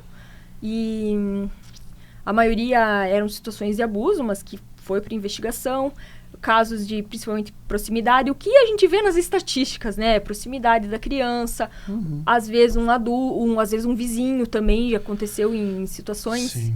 É muito comum a criança não saber o que está acontecendo ali. Não, né? E aí a importância de ter toda essa parte da educação sexual, né? Também.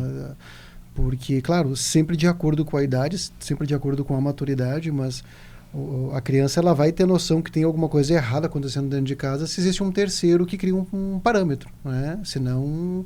E aí, às vezes, conversou com o amiguinho achou meio estranho, daqui a pouco consegue falar ali na sala de aula, então... essa coisa de guardar segredo, normalmente esse tipo de situação, sempre a pessoa... o criminoso, né? Sempre vai pedir para a criança não contar para ninguém.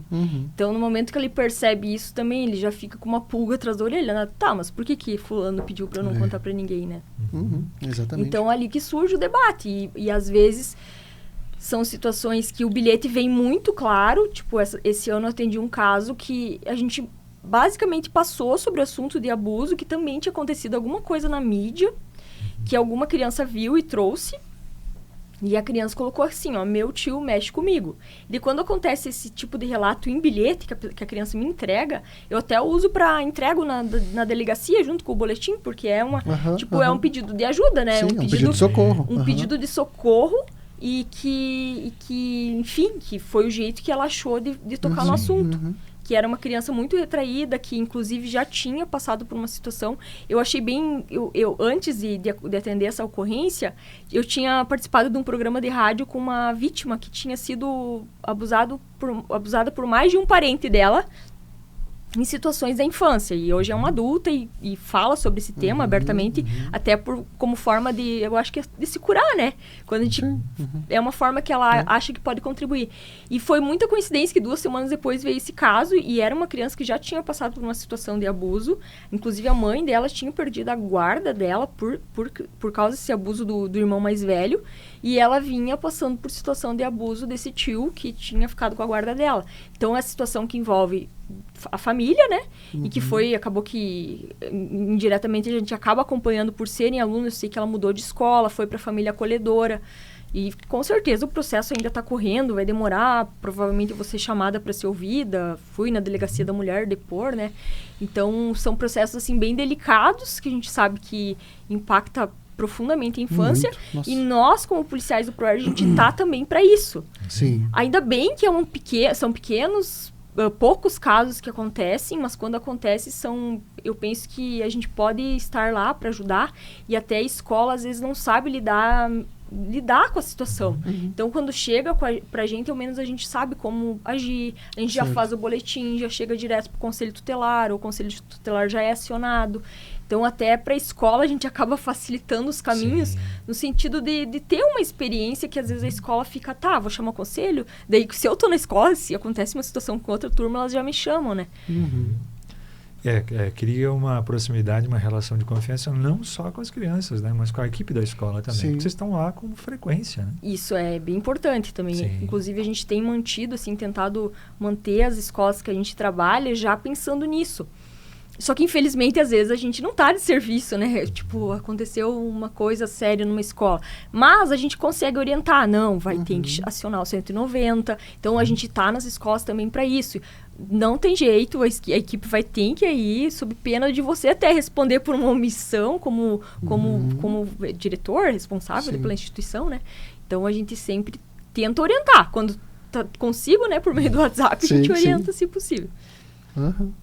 E Francine, você falou antes até em internet, né? Essa é uma das principais ferramentas que a gente tem hoje, mas é uma ferramenta que também pode ser usada por mal, vamos dizer assim, né? Torna muito vulnerável. Né? Torna as crianças, principalmente, muito suscetíveis a serem enganadas, né? A passarem por situações que não são boas.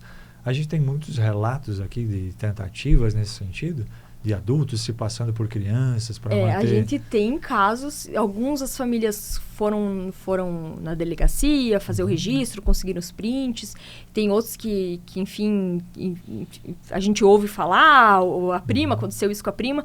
Então, essa coisa de guardar segredo é uma coisa que eu acho que funciona muito com criança, explicar que são coisas que quando te pedem para guardar segredo, porque vamos dizer... pessoa que se passa por uma criança e começa a pedir fotos da criança, foto da escola que ele estuda, fotos íntimas, até já aconteceu. A criança, por vezes, não vê os pais, como os adultos de confiança acabam nos procurando para uma orientação. Se a gente vê que é uma situação de crime, a gente é obrigado a registrar. Eu até explico isso para elas, porque eu explico bem, deixo bem claro para elas que às vezes por uma situação que a gente, como policial, militar, a gente é obrigado a registrar, né? Então, eu até explico isso e também oriento, né? Então, às vezes, já aconteceu várias vezes essa coisa de se passar por criança, às vezes começa a conversar num jogo online, depois acaba passando o Instagram, acaba passando o WhatsApp, e cria uma relação de confiança com a criança, e daí começa a pedir fotos íntimas. A gente teve caso, até um caso que ficou bem famoso, mas é mais envolvendo que aconteceu no Rio de Janeiro, né? Que aparentemente também está sendo investigado e pode vir a ser responsabilizados os pais dessas crianças, né? Que usaram inteligência artificial e compartilharam fotos nus de colegas, né? Não eram usavam fotos e manipulavam essas imagens. Então, são coisas que as crianças estão expostas e que a gente sabe, o Érico, o psicólogo, sabe que tem um poder de causar traumas, enfim. Claro, com certeza. Uma depressão, a criança não querer mais ir para a escola, teve casos de criança que quis, né? Então são casos bem delicados. E entra aquele outro debate que é com que idade que se libera um celular para uma criança, né? Porque... infelizmente, eu converso bastante com os professores pais sobre isso também. Como é que eles fazem, né? Eu sei que tem policiais com crianças, assim, adolescentes, pré-adolescentes, vamos dizer, que usam aqueles aplicativos espião, né? Que conseguem monitorar. Tem outros que já preferem, que acham que estão tirando a individualidade da criança, a privacidade, o adolescente, principalmente, né? Sim. Daí já tem outros que não, o celular do meu filho é eu que vejo, eu monitoro tudo, então... Tem os dois lados, né? Eu sempre converso, assim, perguntando como é que eles fazem. Eu não tenho filhos, né? E para entender, assim... É difícil, né? Porque é isso, o adolescente ele vai indo até que chegue um momento em que ele vai precisar de individualidade. Ele vai precisar ter ali algo que é somente dele, né? Que é aquele descolamento tradicional que existe na adolescência dos filhos em relação ao adolescente em relação aos pais. Mas aí vai dos pais terem acessibilidade disto, e aí chega aquele momento que tu precisa confiar na base que tu ofereceu, né? Porque não adianta, em determinada altura o filho vai começar a andar sozinho, né? E aí tudo depende do que foi solidificado antes, né? Então, mas não é algo simples de se fazer, não, né? Saber o momento de dar de fornecer individualidade para o filho, né? Sim. E a idade, né? Porque eu acho que cada criança é única, porque né? Não tem uma regra, né? Essa idade aqui. Não. É de você perceber que realmente nesse momento já consegue, né? Já dá conta. Mas, de novo, é extremamente particular isso. Mas a gente conversa bastante, assim. Eu converso bastante sobre tipo de informações que eles podem compartilhar. Então... Porque tem criança no 5º ano que não sabe nem minimamente o endereço de casa, assim. E daí eu falei, mas se acontecer alguma coisa... tu sabe chegar na tua casa? Normalmente eles... Só que tem criança que não tem muita noção. Então, se acontecer... Tipo, a gente passa essa noção também que talvez se o pai não nos orientou, né? E se ela não sabe chegar em casa... Será que ela vai saber filtrar com quem que ela está conversando? Que tipo de informação ela vai saber passar? Pode passar pela internet, numa conversa com um estranho? Fica o questionamento, né? Aí vem aquela necessidade de poder... Porque algo que acontece muito hoje é essa proteção muito exagerada em relação às crianças, aos filhos, né? Essa coisa muito... E só que aí não cria calo, né? Não cria essa casca necessária para poder lidar Sim. com uma sociedade que a gente sabe que é hostil, né? Que infelizmente a gente vê coisas cruéis, né? Exatamente. Então, é isso, né? Há uma necessidade de proteger, sim, mas tem uma necessidade de mostrar como é que o mundo funciona.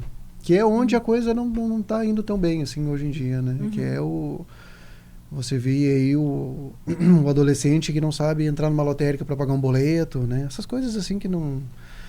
Então, enfim, né? Tem uma noção mínima de custo De das coisas, como né? que as coisas funcionam no mundo lá fora, né? De custo, Que eu acho não que é um saber, desafio, né? uhum. Quem tem adolescentes, talvez... Poder ir num mercado, identifica. escolher as coisas e comprar, saber quanto que vai dar. Tem uma fala do Pianger que ele fala assim que entregar um celular para uma criança na internet, que eu achei, me marcou bastante, até eu usei para alguns pais, assim, que nem deixar o teu filho, dar, sei lá, R$200 pro teu filho para ele fazer as compras do mês. E aí, como é que vai ser? Mais ou menos isso. Vai ser legal? Vai conseguir desenrolar? Ou o que vai acontecer? Porque a gente sabe que tem criança que vai entrar no mercado e vai comprar o que ela gosta de comer. E pronto. E não necessariamente isso corresponde a uma alimentação mínima, né? Minimamente saudável. Ou que a família vá conseguir, sei lá, na semana, passar a semana, né? Sim. Então, fica aí um alerta. Eu penso que a gente vê muita situação, assim, que eu tenho percebido. Esse ano foi um ano especialmente, talvez o Érico trabalhe com casos, assim, de crianças muito dependentes do celular. Teve escolas passando por problemas, assim, sim. porque daí, claro, a gente vem ainda num período pós-pandemia. Ano passado estava muito pior no quesito da atenção, né? Então, a gente percebe que teve escolas tendo que passar com essa situação da criança não conseguir se concentrar. Claro, crianças, às vezes, com diagnósticos, né? De TOD, de TDAH. TDAH. E que em grande parte o uso do celular, que daí já vem um comportamento compulsivo, né? Desconta no celular e causa um desafio para a escola conseguir manter essa criança na sala de aula. A gente trabalhou, eu mesma tive situações de crianças violentas e que a gente, como profissional de segurança, eu até conversei com vários professores, a preocupação é assim, hoje essa criança tem 10, 11 anos. E quando ele for adolescente, se nada for feito, qual que é o futuro dele numa sociedade, tipo, Beltrão, uma cidade tranquila, mas uma criança que minimamente não consiga se adaptar minimamente na sociedade. Uma preocupação, assim, que provavelmente vai ser hostilizada, talvez até apanhar na rua. Sim. Isso se não for presa por uma situação que é uma criança que não consegue estar em meio a outras, né? São poucos casos que aconteceram, mas teve escolas enfrentando problemas sérios sobre isso, né? E, claro, eu penso que um pouco relacionado às doenças, assim, Sim. E também o pós-pandemia, que... O pós-pandemia, ele flexos. realmente prejudicou muito, né? Deixou algumas sequelas aí bem severas, assim, né? Na minha clínica, quem atende mais crianças é o meu irmão, o Bruno. Mas ele relata muito isso, né? A dificuldade das crianças retomarem uma vida, né? Ou até mesmo as crianças que pegaram justamente esta fase, né? Quando deveriam estar entrando em colégio, enfim, tudo mais, e não puderam, né? Aí chega depois. Deixou, sim, muitas sequelas, né? Mas o uso excessivo de tela, em geral, está afetando nós todos, né? Acho que não só as crianças, mas a nós também, né? Isso aqui fica mais pesado, mais nítido sobre as crianças, porque eles não tiveram a vivência de vida real que a gente já teve, né? A gente teve o tempo de ter a vida real e depois o contato com a tela. E eles não. De brincar, né? Que é a linguagem da criança, isso, né? Exatamente. Então, uma boa parte das pessoas que têm filho percebem essa dificuldade, que a gente já falou antes, né? As crianças hoje têm muita facilidade com as telas e têm limitações e têm dificuldades com aquilo que é da vida real, com aquilo que realmente é concreto, né? E aí, como pais, né, a gente tem um papel uma responsabilidade muito grande aí de tentar encontrar os caminhos para trazer eles também para a vida real, né? Então, uma coisa que costuma funcionar muito, que eu vejo, no caso do meu filho, por exemplo, é o esporte. Para outros, sei lá, vai ser a música, né? Mas enfim, é preciso essas atividades. Mas assim, tem essa necessidade daquilo que... Porque no esporte tu vai ter que soltar o celular. Né? Na música, no instrumento musical, tu vai ter que soltar o celular. Né? E você vai ter que então, conviver com na outras dança, crianças, tu vai ter que... então, assim, força um pouquinho isso, porque senão fica somente a tela, né? Isso é muito limitador mesmo, né? Até para questões de coordenação motora, enfim, está tendo perdas nesse sentido, né? Então, com certeza. Mas é isso, né? Para os pais é muito benéfico o celular, porque a criança fica ali quietinha, né? Benéfico, benéfico cômodo, no sentido de cômodo. Isso, né? Benéfico no sentido de que, tá, beleza, né? Ficou entretida ali, não incomodou, não fez barulho, não... Só que aí é que tá, né?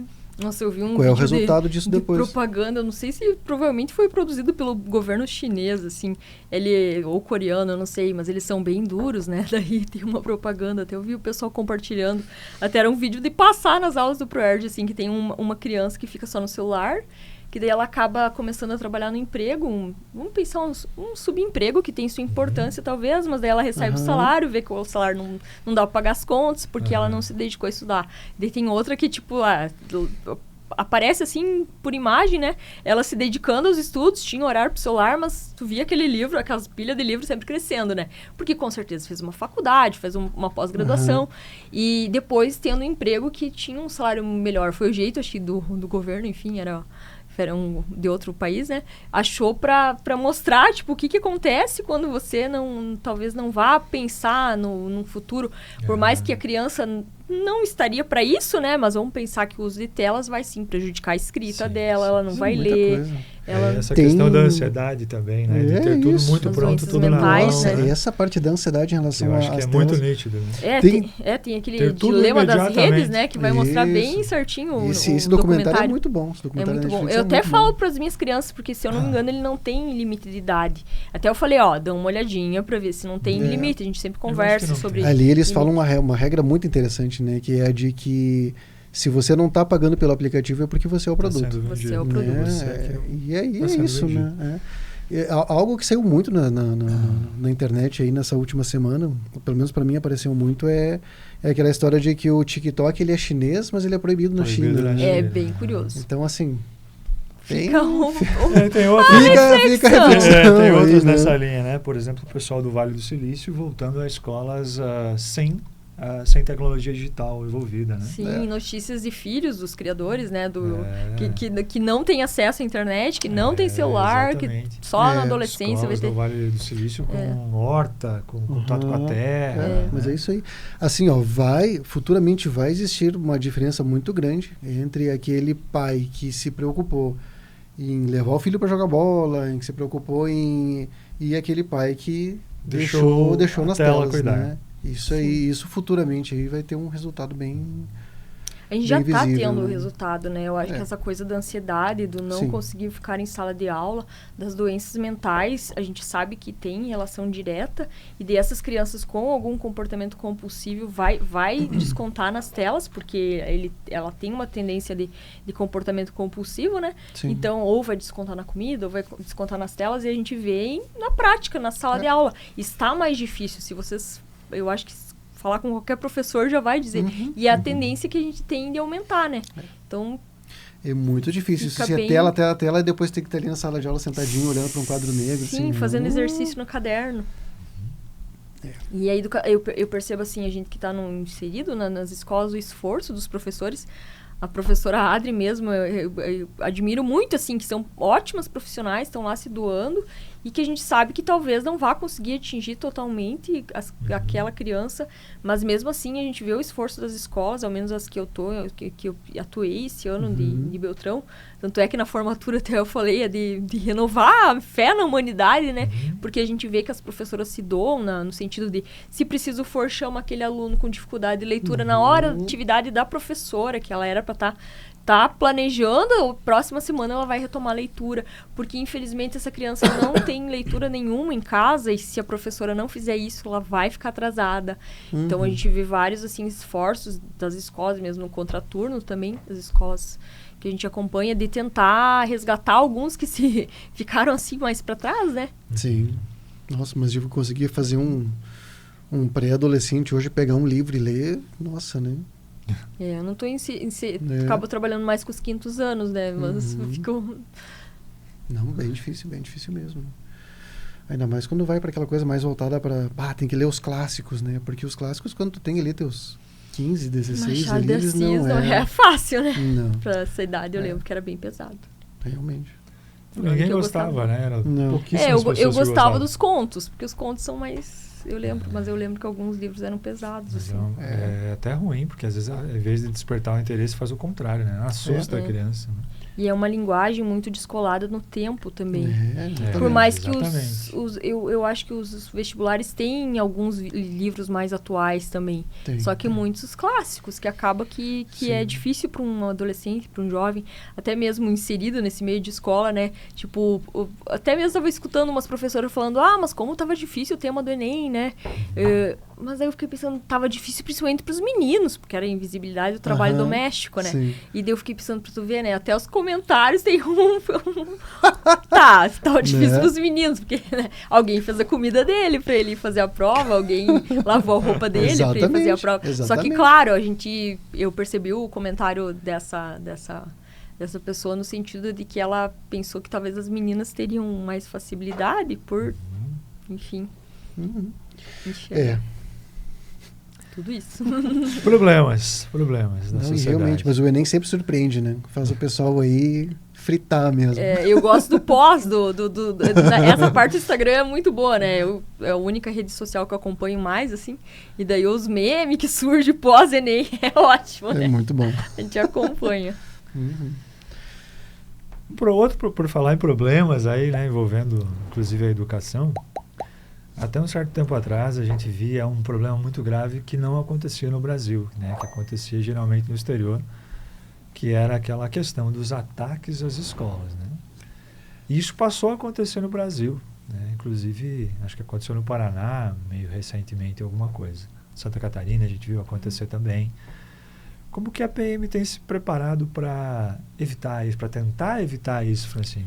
Esse ano em específico, assim, o batalhão que eu faço parte do batalhão de patrulha escolar, a gente brinca, é um batalhão especializado em escolas, né? O pessoal brinca, tem um choque, faca na caveira, né? Aquela coisa. Tem a Rotan, que é o nosso grupo mais tático, assim, da região. E tem a patrulha escolar, que é faca na lancheira, né? Uma brincadeira interna. Faca na lancheira. Deixa a coisa um pouco mais leve, né? Eu não conhecia. Então é uma brincadeira, assim, interna, mas porque a gente é especializado em trabalhar com escolas. Então, esse ano passou a se tomar certas medidas, até o choque esteve envolvido, né? Em Curitiba foi feito vários treinamentos. E aqui na região, toda a região passou... tem passado ainda, que não terminou, por levantamentos. Os policiais vão na escola e fazem um levantamento do ambiente escolar. Verifica fragilidades das escolas. Junto a isso, as escolas já vinham fazendo alguns movimentos por meio de secretarias. A própria Secretaria de Estado de Educação e de Segurança Pública fizeram alguns movimentos nesse sentido. E a gente na escola, além de fazer esse levantamento, a gente passou orientações. Orientações básicas, por exemplo, tinha escola que não tinha controle de acesso. Não é o caso da escola que estuda seu filho, não sei a escola que estuda sua filha, mas eu sei que eles ali já tinham controle de acesso. Tinha escola que não tinha minimamente esse controle de acesso. Então, isso é uma coisa básica de segurança. Porque isso não serve só para os ataques. Isso serve, por exemplo, quando uma mãe tem uma medida protetiva contra um pai e avisa a escola. Como é que a escola vai se preparar? Saber que esse pai não pode ter acesso à criança. Normalmente eu falo pai porque normalmente a medida protetiva é contra os pais, a grande maioria, né? Mas acontece ao contrário também. Então, como é que a escola, o CMEI, vai se preparar de saber que não pode deixar esse pai passar, e em caso desse pai resistir, não querer...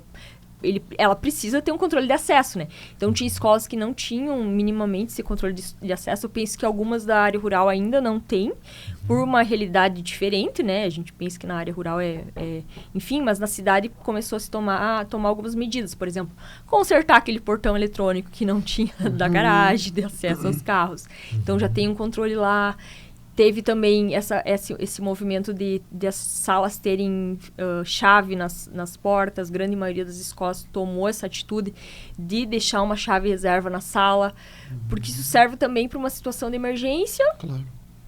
E também numa situação de ataque.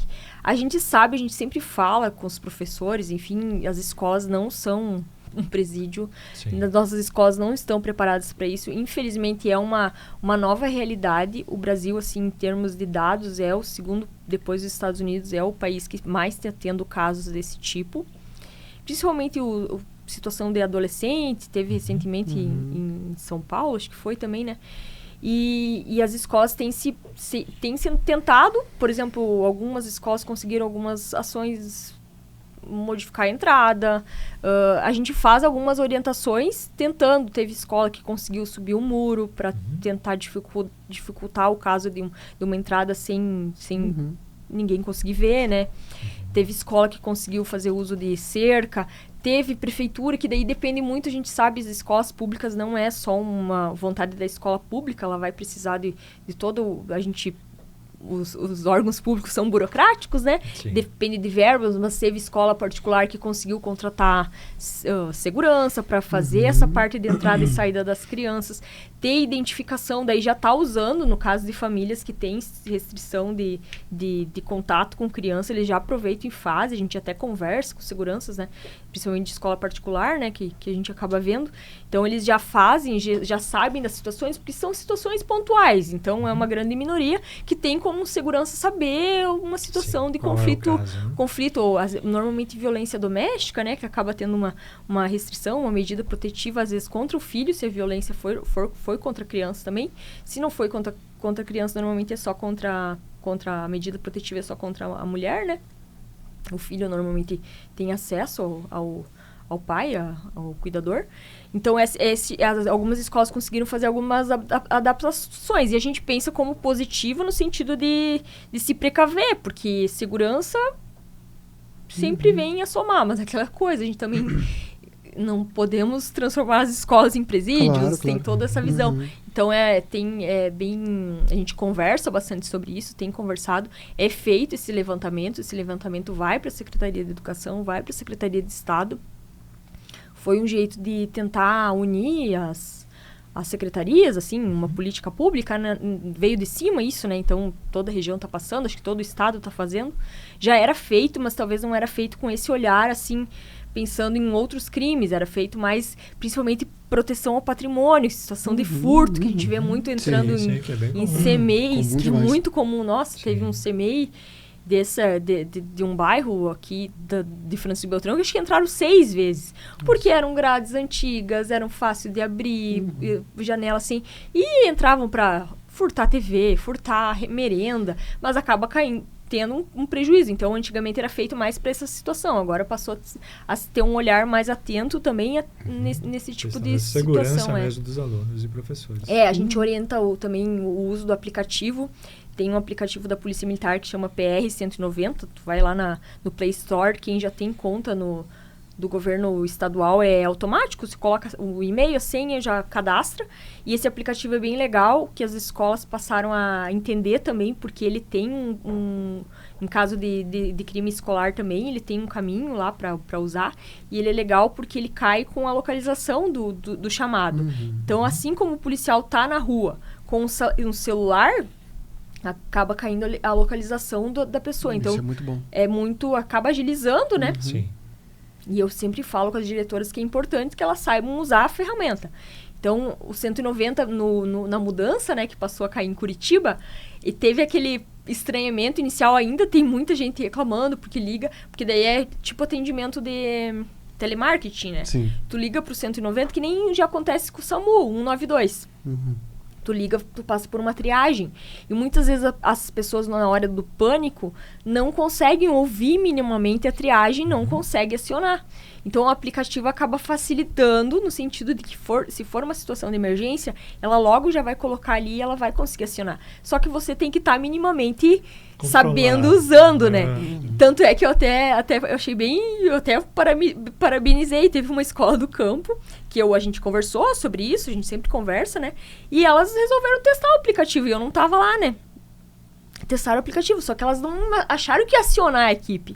Daí eu tava passando no pátio lá, o Copom, uma policial que tava de plantão, Francine, vem aqui que acho que tu dá aula. Uma colega minha falou, não, Francine, dá aula nessa escola do campo. Fui lá, fulano acionou aqui. E daí eu falei, não, vamos ligar pra diretora, porque veio uma notícia, veio uma situação de emergência, mas não veio o relato da situação. E daí o Copom daqui ficou na dúvida, tipo, deslocar, era uma escola distante, né? Deslocar a equipe ia demorar às vezes 40 minutos pra chegar lá, sem ter o feedback do que tava acontecendo. Daí tinha o telefone, o Copom entrou em contato, daí eu falei, não, se não conseguir contato com essa pessoa, vamos ligar pra diretora. E daí, enquanto o Copom ia tentando ligar pra pessoa que fez a denúncia, eu fui ligando pra diretora. E daí o que era? Elas estavam tentando usar o aplicativo. E daí eu falei, bem, pelo menos estão sabendo usar, né? Isso que importa, né? Daí virou brincadeira. Daí acabou que a equipe não se deslocou, né? Quem vai nessas escolas do campo normalmente é a patrulha rural, né? Mas não se tratava de uma emergência, assim, se tratava de um teste, assim, dos professores tentando usar. Mas eu achei positivo, porque demonstra interesse também dos gestores das escolas, que são responsáveis, né? Minimamente, se acontecer alguma emergência, vão ter que saber acionar. Então é importante também que saibam, né? Fazer esse contato com a polícia. Sim, isso aí. Muito bem. Muito bem, né? Vamos para outra área agora. Vamos para uma área mais lazer da Francine. Nossa. Mais pessoal? Mais pessoal. Vamos deixar a Francine policial descansar. Mais ou menos, porque eu uso bastante nas minhas aulas também. Essa coisa. Se é o que eu estou imaginando que tu vai trazer. Sim, não, vamos perguntar das suas viagens como mochileira. Eu assim, todas as férias que eu tenho, que eu posso, e me dedico estou no plano, assim, de conhecer o máximo possível da América Latina, num primeiro momento, né? Conheci um pouquinho do Brasil. E eu uso bastante, eu tenho bastante curiosidade com a cultura, assim, latina, que a gente acaba se afastando por causa da linguagem. E eu acabo usando também nas aulas, porque esse ano mesmo eu dei aula para 3 venezuelanos. E no momento, claro, são crianças que já estão morando no Brasil, mas eu tive criança que tinha chegado fazia um mês, falava pouquíssimo português, escrevia menos ainda, né? E que minimamente, por mais que o meu portunhol é muito vergonhoso, mas já servia para se conectar. Já deu certo. Já servia para... Eu trazia ali a arepa que eu aprendi a comer na Colômbia, já trazia essa referência que daí os venezuelanos do lado também conhecem, também tem na sua cultura, e serviu assim para abrir um canal, né? Se conectar. Sim. Então... também usei para minha profissão de instrutora do ProErd. E que lugares aí tu destacaria, Francine? Que lugares que tu já visitou aí que tu recomendaria? Então, e tem lugares próximos, assim, que quem conhece gosta bastante, que é o Salar de Uyuni, né? Que é na Bolívia, né?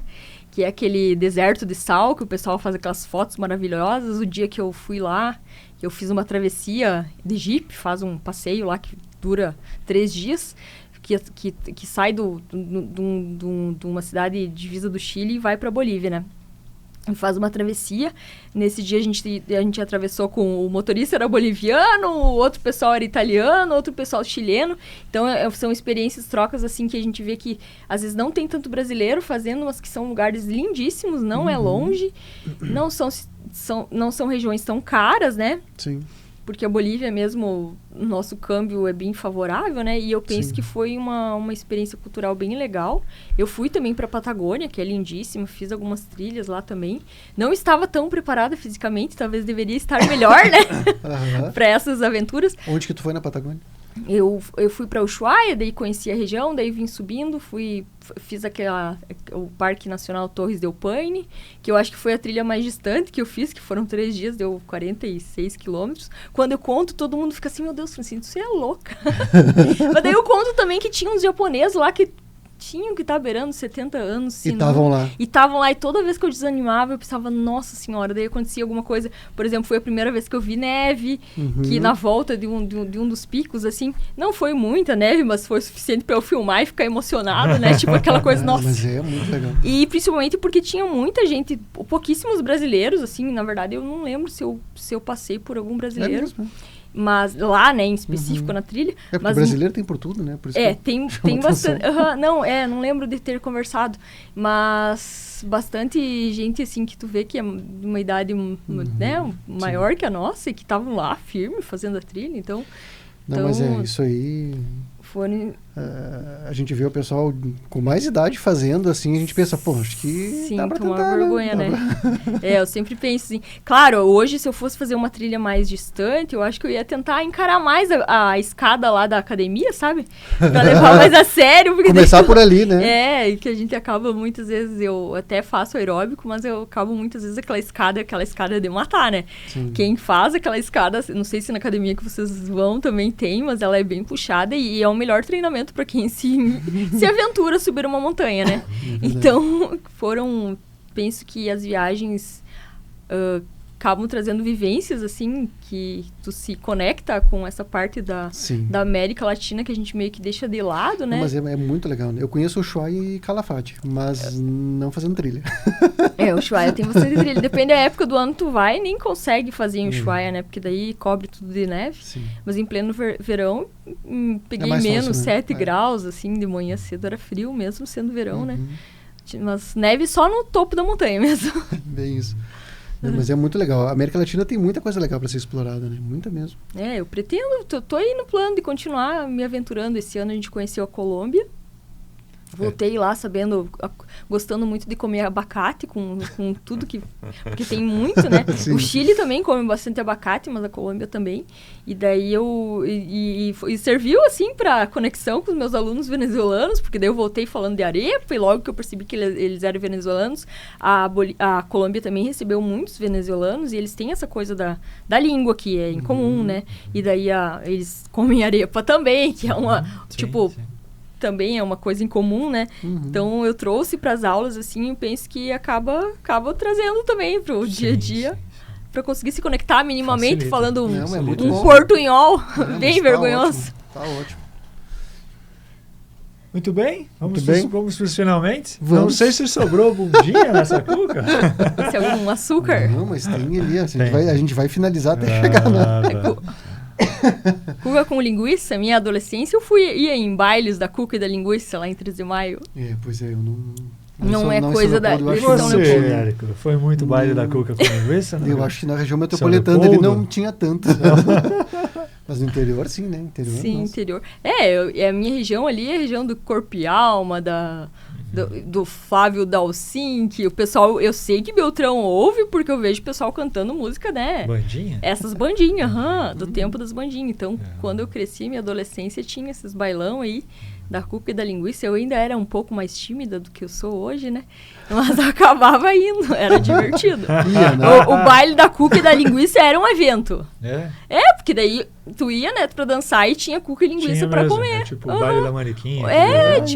Tinha um aperitivo, era cuca e linguiça. Normalmente não tinha, eu lembro mais de cuca daquelas mais baixinhas, né?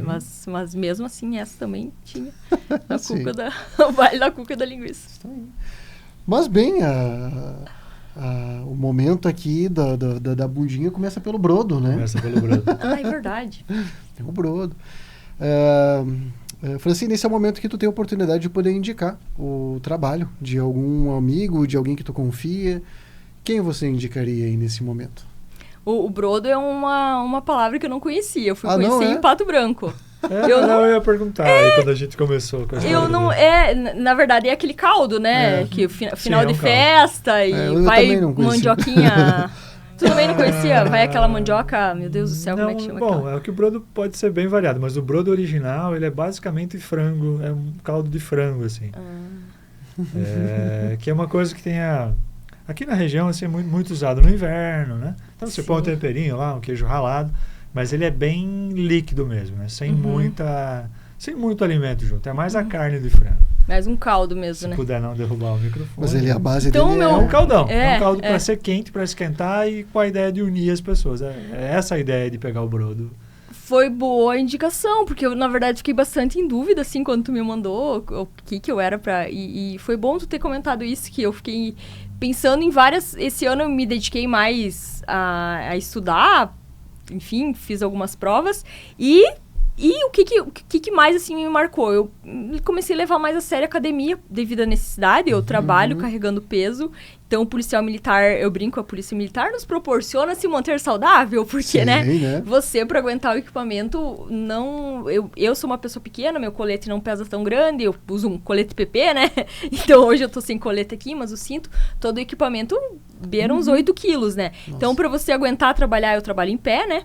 Dando aula... dificilmente sento, então eu comecei a levar mais a sério, já venho me mantendo saudável, mas levando mais a sério essa coisa da academia, até por causa da saúde mental, como eu estudo, é um momento que eu tiro para me estar bem, e a gente sabe, agora tem um monte de pesquisa que ativa os neurotransmissores, vai prevenir a depressão, enfim, então eu vou indicar a academia que eu frequento, não tenho personal trainer, mas eu frequento a Sport Fit, que é aqui o Sport Fitness, que é aqui na mesma rua, né? Que acontece, que acontece a gravação. E é um lugar que eu me sinto bem à vontade. Eu vou de tarde, a gente vê gente de todas as idades. Tem aquele meme lá que eu gosto de citar, que eu sempre até convidei uma amiga minha para começar a malhar lá. Se quiser ir com camiseta de vereador, dá para ir, no sentido que é um... Mas isso é muito bom, isso é muito bom. Me sinto acolhida, né? Já faz um tempinho que eu malho ali. E eu sou totalmente a favor da camiseta de vereador, campanha de vacinação. Mas eu tenho camiseta do Proergice, tenho camiseta de corrida. Mas é isso aí. Então eu me sinto à vontade e penso que foi uma coisa que esse ano eu usei, como o Brodo é algo local, então vamos indicar uma empresa local. Claro. A mesma academia que eu frequento. Então tá. Depois eu vou mandar o link pra eles. Mas claro, pra gente poder colocar aí. Negociar aí essa mensalidade por 6 meses, né? Boa. Já que esse programa, né, tem... Não, tá chegando em todos os lares.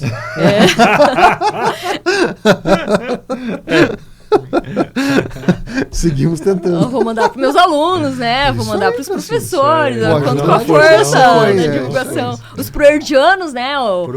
Proerdianos, os pais dos proerdianos, quem faz proerd. Não esquecer mais o faca na lancheira. Faca na lancheira é muito bom.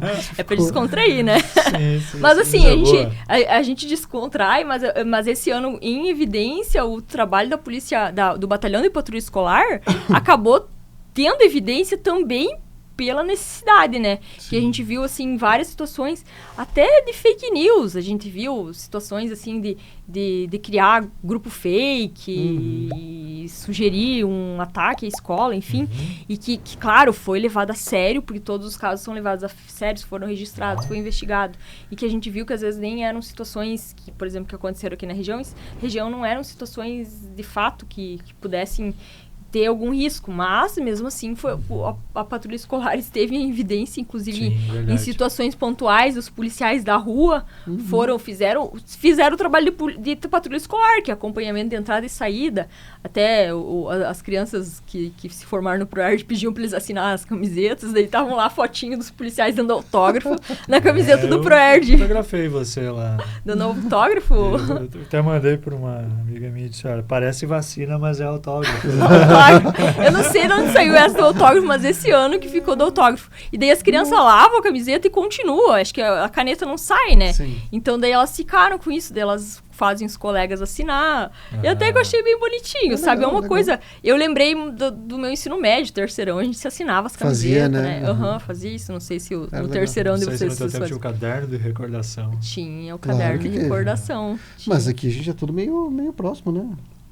De idade, né? É que às vezes uma região para outra muda um pouquinho, né? E também bastante colonização gaúcha aqui também, né? Não, tem o caderno de recordação. Mas tinha que ter uma certa moral para assinar, né? Senão você nem era convidado para assinar. Não, claro, né? Tem isso. Claro que tem isso, né? Como qualquer atividade escolar. Não sei se eu assinei. Já tinha o bullying, eu acho, naquela época já não era esse nome, o bullying. Não tinha, ele não tinha nome, ele tava lá. Mas tinha exclusão, né? Exclusão deixa uma forma de bullying. A prática existia, só faltava definir bem como é que era a teoria, nomear direitinho, né? Usar um termo em inglês pra chamar. Não ser chamado pra caderno de recordação, pra festa de 15 anos, essas coisas. Não ser chamado pra assinar a camiseta, né? Não ser chamado. Aí eu finalizava e ia pra casa sem nenhuma assinatura. Nossa, que dó, né? Faz parte. É brabo, mas faz parte. Muito bem. Mas a escola também tem, o período das escolas também tem suas maldades, né? Que a gente claro sabe. que tem. Aqui a gente vai fazer a pergunta, voltar para os 17 e falar assim, Érico, não te preocupa se ninguém assinar a tua camiseta. Esse foi, nossa. Conselho do Érico. Né? fica tranquilo que futuramente as coisas vão mudar, vão se organizar, talvez. Vai melhorar. Talvez vocês Teu parem. podcast vai dar certo, tu vai dar autógrafo por aí, tudo certo, sabe? Chamar umas crianças. Pois é, se a Francine teve esse problema lá nos 17 anos, agora não tem mais, né? Você já tá dando Bastante autógrafo. né? Eu dei bastante autógrafo na formatura do ProErd, né? Muito bem. Fácil então, Luciano, a nossa pergunta final. Pois é. Pois é, né? Já não precisaria fazer a pergunta, né? Já que a gente tá falando nisso. Mas Já Francine, se você pudesse voltar lá, encontrar a Francine de 17 anos de idade, que conselho você daria para ela? Eu deixei tu fazer a pergunta. Eu pensei em várias coisas, assim, até ouvir os convidados. Eu acho, assim, ó, que eu venho num caminho, assim, de buscar o autoconhecimento, é uma coisa meio recente, também trabalhar a minha espiritualidade e que tem me feito muito bem. Eu acho que eu ia dizer para a Francine de 17 anos o quanto antes investir em psicoterapia, que ia me fazer muito bem, porque depois disso eu passei por uns perrengues, eu acho que é normal início da vida adulta, né? Sim, de virar independente, toda aquela pressão de ter que trabalhar, de ter que se virar, ter que se manter. E eu penso que eu sempre fui uma pessoa assim... que sempre pensou assim, não, tem que guardar parte do meu dinheiro, tem que investir, porque eu tinha exemplos de familiares que trabalhavam muito bem com dinheiro, outros exemplos que trabalhavam muito mal com dinheiro, então eu sempre tive essa preocupação, e talvez se eu tivesse tido lá com os 17 anos a preocupação de talvez já buscar o autoconhecimento, eu teria evitado alguns dissabores da vida adulta. Né? No sentido de estar mais preparada. Mas aí que tá. Né? De talvez estar buscando o autoconhecimento mais cedo. Mas isso é uma realidade, né, Francine? Porque as pessoas elas acreditam muito que ao buscar a terapia, isso acontece só em momentos agudos, em que tu tá muito mal e precisa resolver alguma questão, e que não é assim que funciona, né? Uma terapia, ela tá ali para você ficar constantemente parando para avaliar os teus pensamentos, os teus sentimentos, as tuas emoções, e nesse processo de autoconhecimento tu consegue lidar muito melhor com as pauladas que a vida dá. Né? E o próprio trabalho da polícia, assim, apesar de eu não estar na rua, assim, é um trabalho pesado. Até eu contei no intervalo, assim, situações, assim, pesadas, que às vezes tu vai compartilhar com um amigo e ele falou, nossa, tem como descontar essa situação? E aos poucos... Com a saúde mental em dia, né? Aos poucos a gente vai normalizando o atendimento desse tipo de situação, mas banalizando, talvez tentando tornar mais profissional, mas não que não vá te afetar. As crianças sempre me perguntam assim, qual que é a ocorrência mais difícil que tu atendeu? Eu sempre falo que são situações envolvendo alunos, porque são crianças, são pessoas que eu já amo, que eu já tenho um laço de confiança, que acabou sendo envolvido isso durante as aulas, às vezes traz a situação, ou mesmo posteriormente já aconteceu de eu estar trabalhando na rua e chegar na casa daquela criança que teve uma situação de violência doméstica, por exemplo. Então, sempre são situações que eu acabo me envolvendo mais por ter esse laço com a criança e por estar trabalhando com criança. Então, eu penso que se eu tivesse começado antes, né, teria talvez, né, tentado, um pouco. evoluído um pouco melhor, evoluído mais, enfim. Não, mas é bem isso. A gente acha que... Quando eu iniciei a formação em psicanálise, que ainda foi dentro do curso de psicologia, esse foi um dos pré-requisitos, né? Para te poder começar a estudar aqui e fazer de fato uma formação em psicanálise, tu precisa ter a tua experiência como paciente, né? Olha que legal. E o primeiro momento foi uma coisa meio... isso é o que eu sempre falo, né? Nunca vá num psicólogo que não se trata, né? Porque isso aí não... Fora de questão, né? Fora de questão. Não, o psicólogo tem que estar em terapia, ele tem que estar em análise. Como que ele vai escutar o outro se ele não está falando sobre essas questões, né? Então, isso aí é fundamental. Mas eu lembro que, enfim, como era um pré-requisito, eu marquei, né? E aí, mas eu fui naquela história de, não preciso, não sei o que lá, sentei lá e... Tô lá até hoje, né? Despejou. Exatamente. Tipo o balde que estava quase cheio. Não, realmente. Eu devia ter o quê? Uns 19, 20, sei lá, por aí. Então... gostaria. Na época eu não tinha recurso, né? Com 17 anos não tinha conhecimento. O fato de não ter assinado nenhuma camiseta, mas é claro, com certeza, né? Isso é importante. Não, mas falei, claro, né? Nos primeiros tópicos aí começou pelos fatos mais traumáticos. Com certeza. Mas é isso aí. Concordo, né? Aí que tá suspeito para falar, né? Mas concordo muito contigo. Não foi coincidência, talvez. Eu pensei em várias coisas que eu falaria pra Francine e eu penso que eu gostaria de ter começado o processo antes, assim. Não só, talvez nas horas de aperto, que a gente, normalmente quem procura, né, busca numa hora de aperto, mas talvez continuado de forma mais, até pensando no autoconhecimento, que foi uma coisa que me marcou bastante em vários períodos da vida e sempre que eu acho que está na hora, recorro, né? E eu acho importante e acho que todo mundo, se tiver a oportunidade, faça acompanhamento, que vale muito a pena. Está aí. Que baita episódio, hein? Muito bom, muito bom. Muito bom mesmo.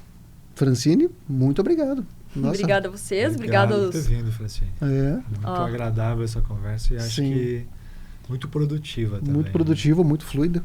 Nossa, muito boa mesmo. E que bom que você aceitou, que bom que sabemos que não é só você, obviamente, mas que bom que a polícia tem profissionais como você, né? E nas escolas, porque eu acho uma área fundamental, assim, tão importante, que vocês conseguem fazer esse trabalho de aproximação, porque a gente sabe que tem muito problema, né? E que por outro caminho talvez não houvesse esse contato. Então, a presença de vocês é muito importante. E obrigado mais uma vez por ter estado aqui com a gente. É um trabalho muito bonito de humanizar a polícia, né? Então, isso é para as crianças ali, até nesses exemplos que você deu, né? De crianças que daqui a pouco têm uma experiência ruim, como é bom poder ter alguém ali para formar um vínculo, formar um outro laço. Tipo de experiência, né? Exatamente, isso é muito bom. Positiva. Muito positivo mesmo. Eu que agradeço o espaço, foi uma honra, né, estar aqui. E contem sempre comigo, né? Estou nas escolas, estou na rua, né? Dando aula do ProERD, se precisar multando ou com a saída de escola. Criando polêmicas contra o nome do nosso podcast. Cuca com linguiça. Aí fica, né? Fica. Muito bem. Muito obrigado. Valeu, Francine.